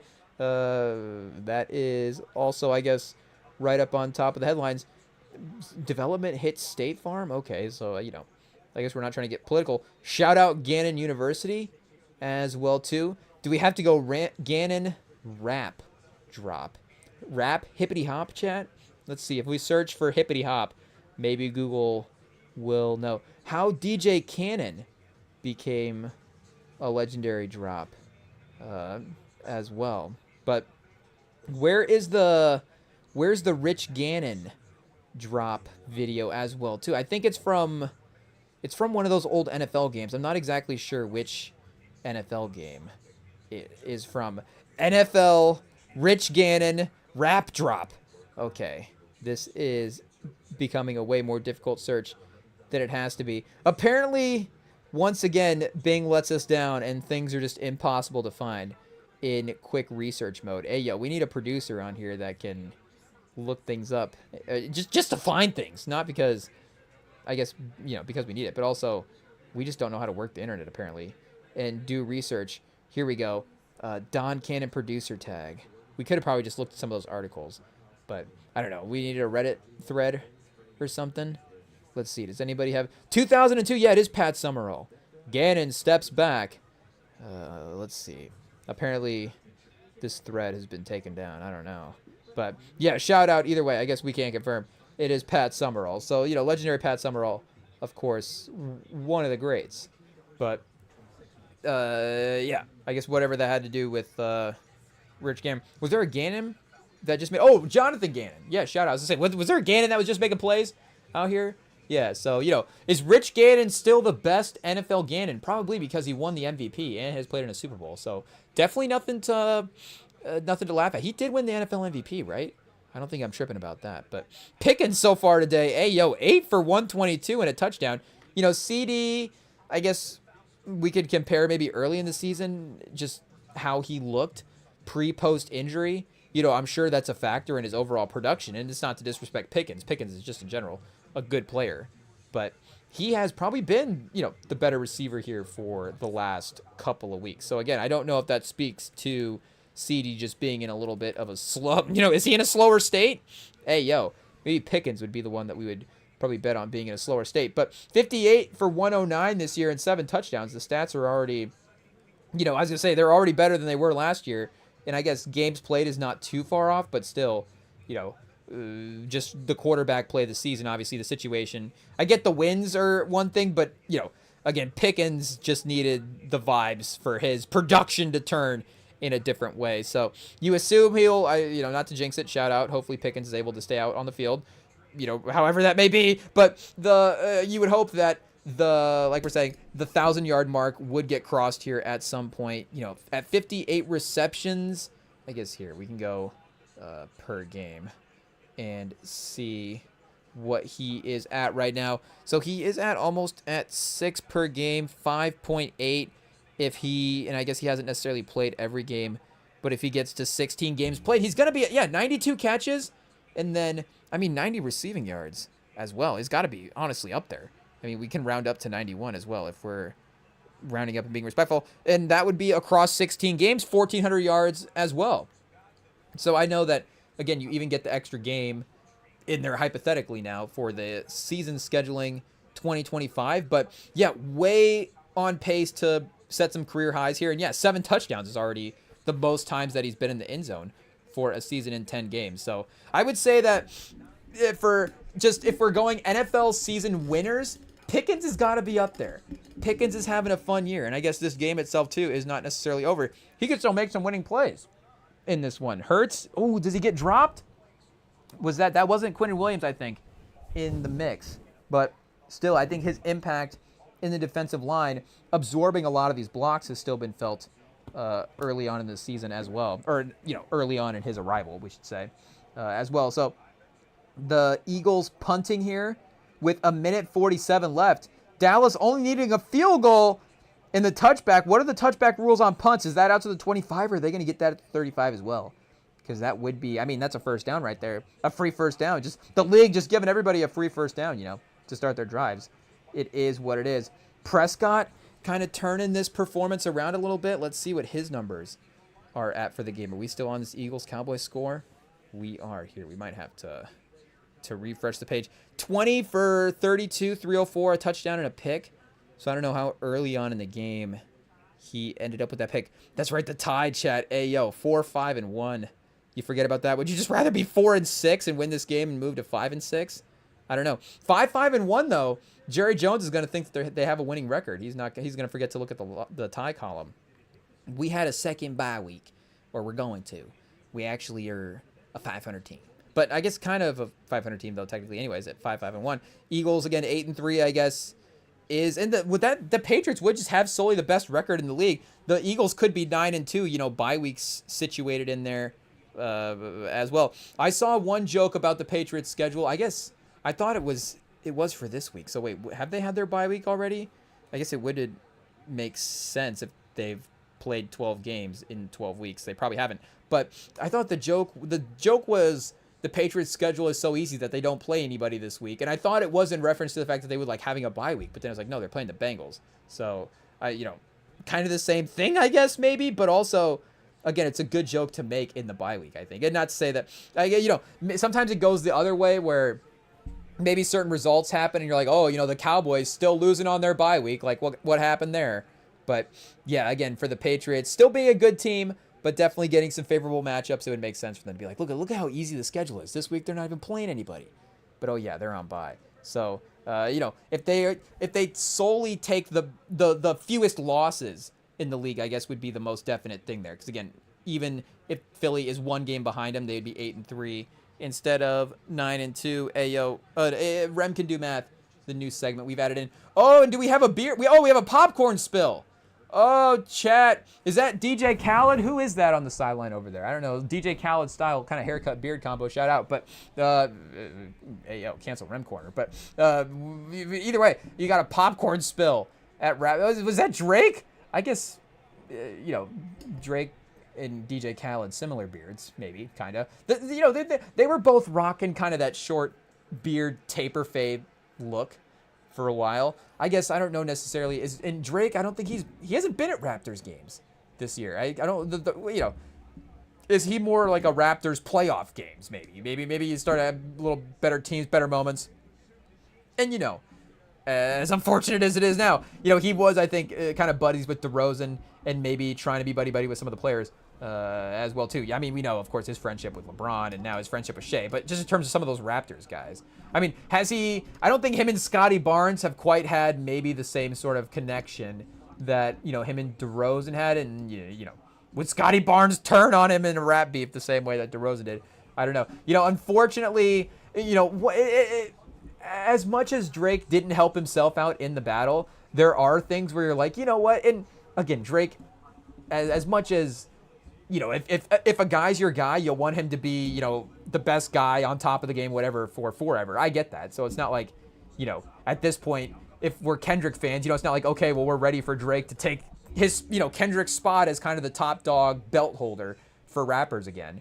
But, he did have his run at number one. So it's not like we're necessarily taking away, again, greatness from him in a sense, because he has established a career at this point, not even just a moment, but he established a career already of being a great player, or being a great artist. But the fact that literally the best player on the team that he was rooting for when Drake was at the peak of his powers and that team was good, the fact that best player was born in the hometown of a guy he's going to rap beef with later in like 10 years, just like, what are the odds? What are the odds? But so it's like, the stars were definitely a little bit of a line there for Kendrick to take the belt. And again, Drake had the belt for 10 years. So is Kendrick going to have the belt for 10 years? In some ways, Kendrick has been a mini belt holder when he pops out, like he said in his song. And he was definitely saying as well, too, in a more definitive way than he has in the past to pop out and show people what's up. But the fact that, again, he is kind of the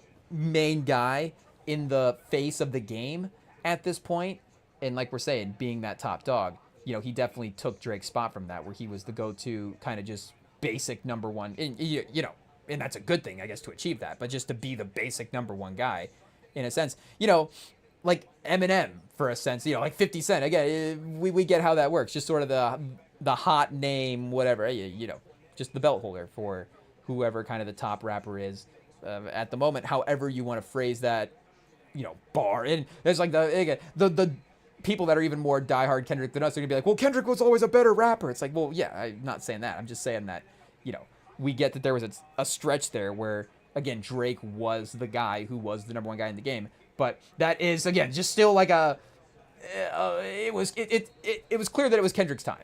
It was clear that it was Kendrick's time. It's clear that it is Kendrick's time. And, clearly how is he going to run with it the same way that Drake ran with it when it was his time and was able to turn that into, like we're saying, a 10-year dominant run. And I know there was conversation as well, too, especially with the lawsuit about how he maybe conducted some of his business contracts back then and setting himself up for a little bit more future success in the streaming era. Like, could he have nabbed a little bit more percentage stuff and then, of course, set himself up in the long term instead of just kind of, but also just in that athlete mindset as well, too, of just kind of signing the 4 or 5 year deals, the big contracts, get me on the max deal. I think he was operating a little bit more like that than maybe say, like a Jay-Z would have, and not to say that, oh, Drake's not as clever as, business clever as Jay-Z. I mean, you definitely could say that as well, too. But the point was, maybe he would have taken a little bit, and that's, of course, him being more business-minded,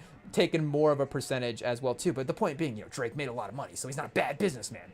It's just, what type of money you're going to make, how long you're going to make it for, what are the streams of income going to be, for what are the, for the years going forward. As well, too. And the Cowboys, speaking of Pickens, making plays, continues to get a first down here across the middle of the field, some yards after the catch, and he's down to 21-22 of Philly. So 35 seconds left. The Cowboys have gone toe-to-toe with Philly twice this year, and maybe they get one, chat. Maybe they get one. I don't think, again, you go into the season and you go, kind of even how, regardless of the season, like how bad do the Cowboys have to be to not split pause with Philly in the regular season? But still, you get in and start playing the games and Philly starts racking up wins. You go, well, they should, in theory, win both these games. And Quinyon Mitchell is down, chat. Oh, no. He was holding his helmet like it was maybe not good. I don't know. Is that season not good? Is that game not good? Obviously, competitive, want to get out there and make stops here and try to get this win. And you never know if it's another overtime situation, I guess, if they miss the kick. But it's starting to look like they're setting themselves up here for an easy opportunity. But, yeah, I guess either way, shout out. DeRozan, of course, it's, Lowry couldn't have been the guy there. It's not like Lowry from Pennsylvania could have been just the DeRozan in the situation, whatever. It had to be just the guy born in Compton was going to be the guy that, of course, not only was, like we were saying, the player face of this kind of, one of the players associated with this beef as well, too, but also the guy leading the team to titles. And also, or not titles, like leading the team to title attempts, trying to be their best player. And I guess being short of those opportunities dramatically against LeBron, is also like he shorted him on one end of the basketball career and then afterwards as well, too, unfortunately, for LeBron. But in other ways as well, DeRozan and Lowry brought a lot of success to that city and that team. And it's not to be, the success is not to be poo-pooed. That's for sure. Great teams, won a lot of games, in some ways, DeRozan is arguably the greatest Raptor in Raptors history. It's a little bit on the Raptors franchise as well, too. And, Kawhi's season is clearly the greatest season that any Raptor has had. I think Vince Carter has probably, been the most impactful Raptor just in terms of peaks that guys, and, not new takes, obviously. It's just, make sure that are we all in agreement here about what the stuff is? And, I'm sure the Raptors fans can call in and correct us as well, too, and make sure we're actually in a line here. I don't know. Did the rap beef, was that more than just DeRozan versus Drake? Was that DeRozan versus Canada in general? Was that DeRozan versus Toronto? I'm not sure. Was he kind of, backtracking those years a little bit? Again, great years, but it's not like he's having to leave a title there on the table. So DeRozan can go, and I don't know, we have to randomly pivot to DeRozan trade corner? Maybe we do, Chad. Actually, we should probably focus on these last 20 seconds. Well, the Cowboys are going to take a knee, so yeah. It's going to be up to Brandon Aubrey here to see if they can get this win. Hey, yo, shout out to Dallas for, if they potentially are able to pick up a good win here. But also, just them competing with the Eagles. I know that that's not going to make up for anything that happened this year, but at least it's not like, we're the worst team in the league all of a sudden after making some of these moves. But again, they are maybe probably better off future-wise if they have Micah Parsons, regardless. I mean, that's obviously the name that we are talking about. But yeah, the Kings, I guess they said they were going to trade everybody. I don't think there's like breaking down of that news. They do want to potentially keep Keegan Murray, and they do want to keep Clifford as well, too. So shout out. He has apparently earned his right to stick around for the next couple of years on this roster, but they are open to trading everybody else. I think DeRozan is not a hot take, but he's not nothing for a team to trade for. Again, I think you're reasonably trading for him, kind of knowing what you're getting at this point. In the past, San Antonio obviously was the first team to trade for him when he left Toronto. That was his next destination, obviously, in that Kawhi trade. But you're trading for him as the centerpiece in the Kawhi trade, as you got to be the guy that's going to step up and make up for that production and bring that level of impact on the court that Kawhi brought. And, even in Chicago a little bit as well, too. It's like, hey, maybe DeRozan can, are we going to win the title with DeRozan? But can DeRozan get us to the 4 seed if we have Vooch and Levine and maybe a collection of veterans like this? Can we be a competitive playoff team? But now, and again, not to be disrespectful to DeRozan, I think it's a good thing. I think, well, it's probably not a role he should have been playing his entire career, but there is like that, again, not sixth man, but there is that third to now, I guess, sixth man, maybe cycle, I guess I should say, that he could have played in his career more so than he did. Again, he always, maybe not always attempted to be the lead guy. At the end of the day, the money's the money. He was getting paid, and traded, so there's only so much you can do there. And like we're saying now, I think he was still trying to be a little bit of balancing the offense and the money going to Sacramento, obviously. Could he have taken a massive pay cut to go somewhere? Sure. But how many of these even, and especially now as well, too, like, you can't even blame him for taking some of these contracts because, and the field goal's up. Did he miss it? Did he miss it? Oh, did he miss it?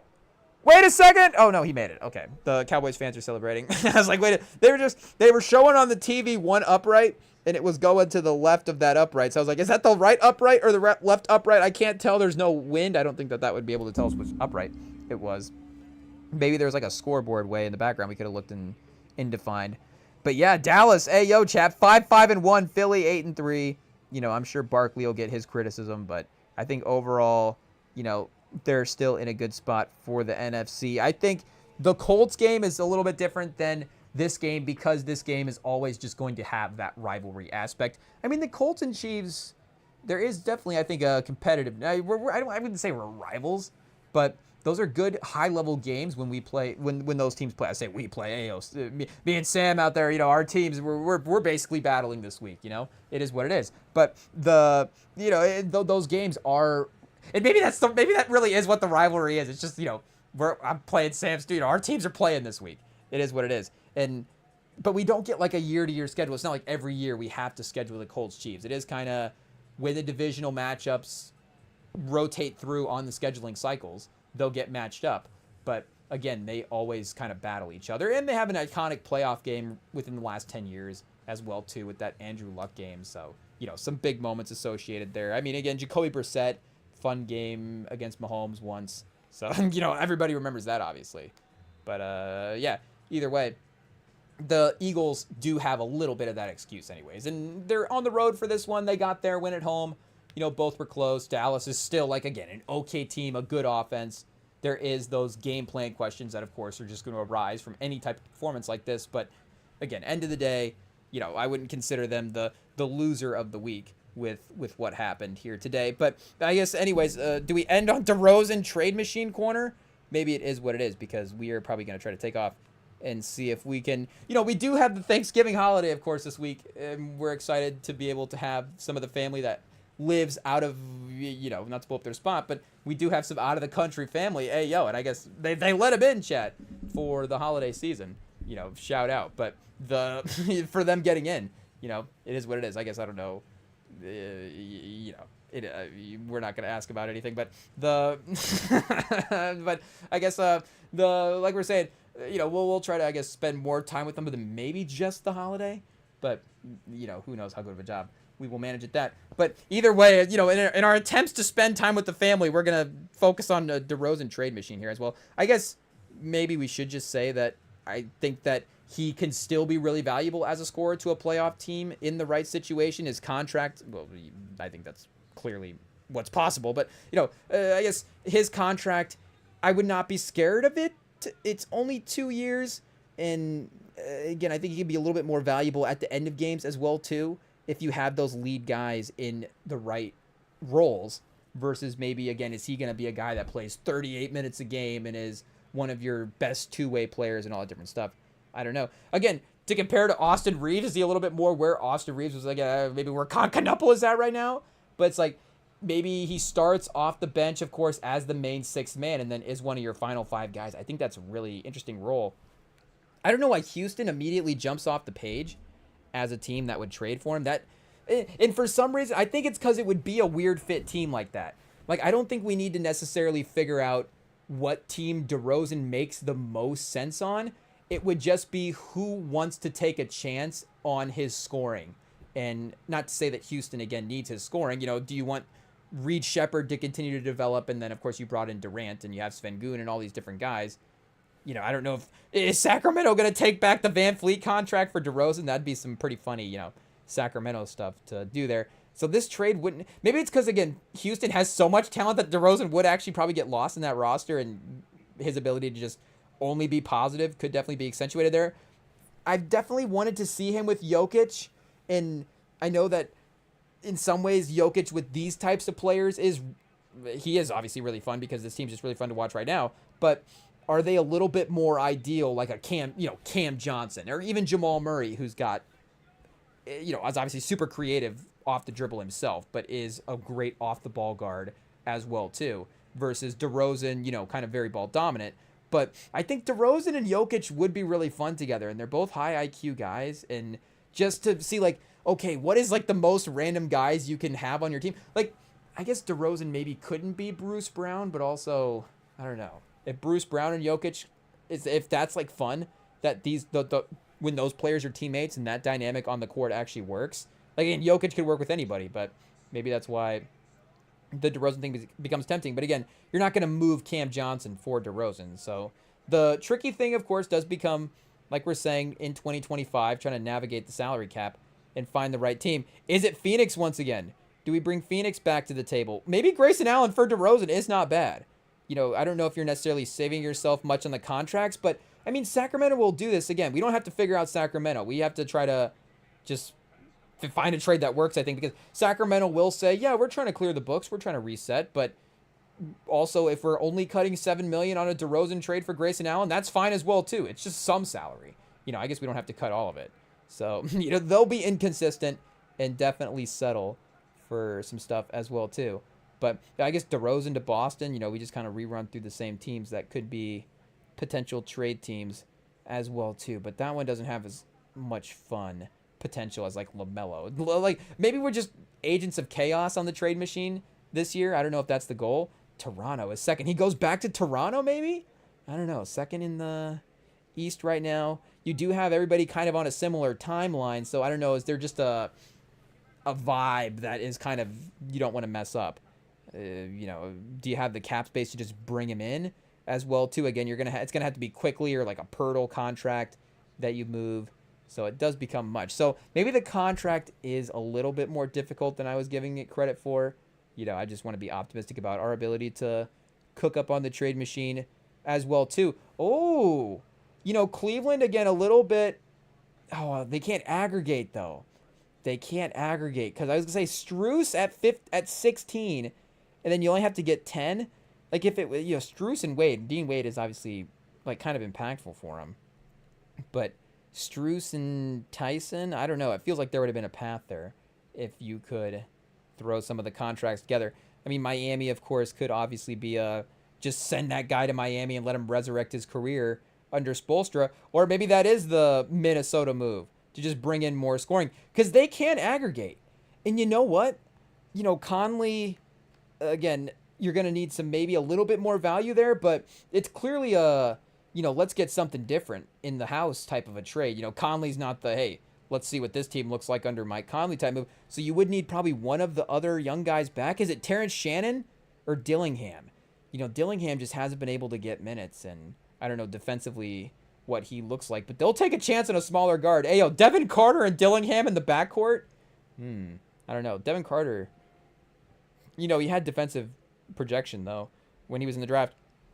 I mean, I guess we'll just put Terrence Shannon in the trade as well. If you're thinking playoffs for this year, you would hope that, I guess, in this version of the trade, that DeRozan's just going to be a more impactful playoff player than Terrence Shannon, so you're okay with that move. But, you never know long term if that one really gets you. And then I guess you would maybe need one more contract as well, too, just because you're going to need to send out some more money. So if it was Randall, but I guess, it doesn't have to just be DeRozan as well, too, because could it be like DeRozan and Malik Monk as well? So I don't know if you'd want Malik Monk and Conley and start going guard focused on this trade. 43 and 44. Okay, the salaries are even. So Randall, Shannon, and Conley is a lot to get back in the trade. Sabonis? Okay, wait a second, chat. I don't know. Well, this is, we can always get lost in the trade machine here, like we say, but we'll just cook up for just a second. I don't even know if we're live streaming anymore. Do we have to lock in and just see what's going on? Because I don't even know if these are going to be good trades. It's just like, could this be different enough to be realistic? Eventually becomes the possibility as well, too. Would 2K accept this trade? So wait a second. I was seeing like a Sabonis for Randall possibility. Again, I don't know where that moves the needle necessarily. Pause for title hopes. But it would get you a different look. Do we have to start leaning into the offense? Maybe it's Sabonis for Gobert. You just say defense is out the window. It doesn't work anymore.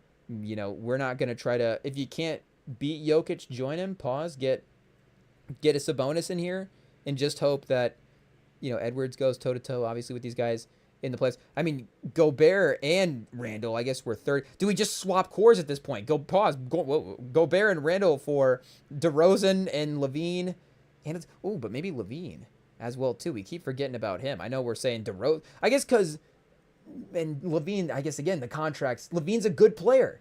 Like, Levine is the same amount overpaid for his playing abilities that DeRozan is for his playing abilities. Like, they're both very good players and probably can get traded. Like, whatever the player talent you send out is, pick value, like, it's going to be a good deal if the Zach LaVine that you get back is playing efficiently.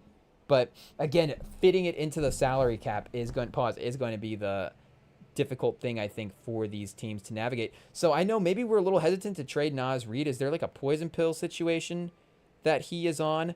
But again, he hasn't been as consistent from the 3-point line. So I know DeRozan's not a 3-point shooter, but imagine if it was, I mean, Naz and Randall that just shows you the Levine contract is pretty hefty there, Chad. If you have to trade Naz Reid and Julius Randle to get Zach LaVine, hey, yo, just go ahead and trade your whole front court for Zach LaVine, why don't you? And then you're basically saying Zach LaVine and Anthony Edwards, somehow a roundabout version of a team that, it's like somehow still a same combination of Timberwolves players.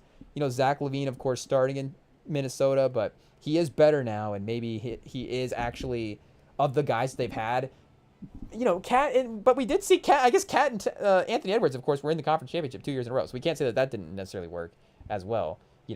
Edwards, Wiggins, and Russell as a core. Maybe, we're making trades off of that team as well too. DiVincenzo still really impactful. So, and just good value. You just don't want to give up DiVincenzo, I guess, unless you're the New York Knicks. But I don't know. Towns has definitely played well for him there. So wait a second, you're bringing in $89 million. Wait, why? Oh, because we have Levine and Sabonis in the trade involved. Otherwise, 52-47. So do you even send out another player if you're Sacramento? I guess maybe you have to. Again, if you're sending out two, I guess, okay, we're dialed back in. So you've got a couple only to play with. Pause for... You got basically Dario Saric as the only other contract you could send out. So it would have to basically be Devin Carter at this point, but you're sending out multiple guards. Drew Eubanks? Oh, no. Drew Eubanks and Zach LaVine for Julius Randle and Naz Reid. I don't know. Drew Eubanks, you're keeping Conley around there. You're going to, I guess, really move wing-focused around Gobert and Edwards. Maybe this is not the team to cook up on. Like anything, we'll always leave it with maybe you need to bring in a third team and then get it to work that way. I don't know. Pause. But that's usually how you spice up a good trade, right, chat? Bring in a third team. I don't know. So I think that'll be the words of wisdom we leave tonight. Tonight's show. Hey, yo, what's tonight's show modeled after? Tonight's words of wisdom. Spice it up by bringing in a third team. Hey, yo. So I guess shout out to everybody, of course, and shout out to Sam for getting the win this week. We thought, I guess, maybe in a sense it's a good sign for the Colts because it seems like in the past when we have matched up, Sam's teams will have the better season and maybe even win the Super Bowl, but our team will get the regular season win. So maybe this is Sam gets to enjoy the victory in the regular season, but our team will actually have playoff success, though, probably not. But either way, shout out. He did get the win. Shout out to Scott Hansen, the Red Zone crew. I don't know. We're here, NFL Week 12, following along. We will be back, of course, next week as well, too. Probably the weeks after that, if we can manage. So stay tuned to the YouTube. Of course, stay tuned to the podcast feeds as well, too. The live streams do go up on Spotify and Apple and all the various podcast platforms as well. So you can find them afterwards on there. Or, of course, obviously, if you're listening to that, or maybe, I guess, we're live multiple times a week as well, too. So if you could jump on maybe for the Sunday live stream, but the Tuesday live stream, need the pod, the variety is there if you need it. I mean, I think with the way it's listed in the playlist as well, too, you can find the YouTube version as a pod as well. But either way, live here in the YouTubes, Sunday, Tuesday, Friday, you can find us, like we said, Rem and Sam Pod on the platforms. You can DM us at REMINGTOM Pod on Instagram as well too if you want to connect, message us over there as well. So yes, chat, we will take off for the evening, but like I said, we'll be back Tuesday night. Looking forward to it, having a good time, hanging out, and I guess we'll see if we'll be back. I assume we'll be back Friday. Hey, yo, what do we hang out? We say we want to hang out with our family, but I guess by the time we hang out with them tonight and Thanksgiving, will we be back for the Friday live stream ready to go? Probably. It is what it is. So I guess, I wasn't even thinking it's the holiday because the REMINGTOM Pod's going to be here. It is what it is. Shout out. We don't need to take time off for the holiday. What, do we not be watching sports? So, we'll be here this week, normal schedule. Like I said, Tuesday next, Friday after that, as I guess I'm assuming. I don't know why we wouldn't be here Friday, but yeah. Either way, next time will be Tuesday. So we will see you all then. Enjoy the rest of your night. Enjoy the next couple of days. See you later.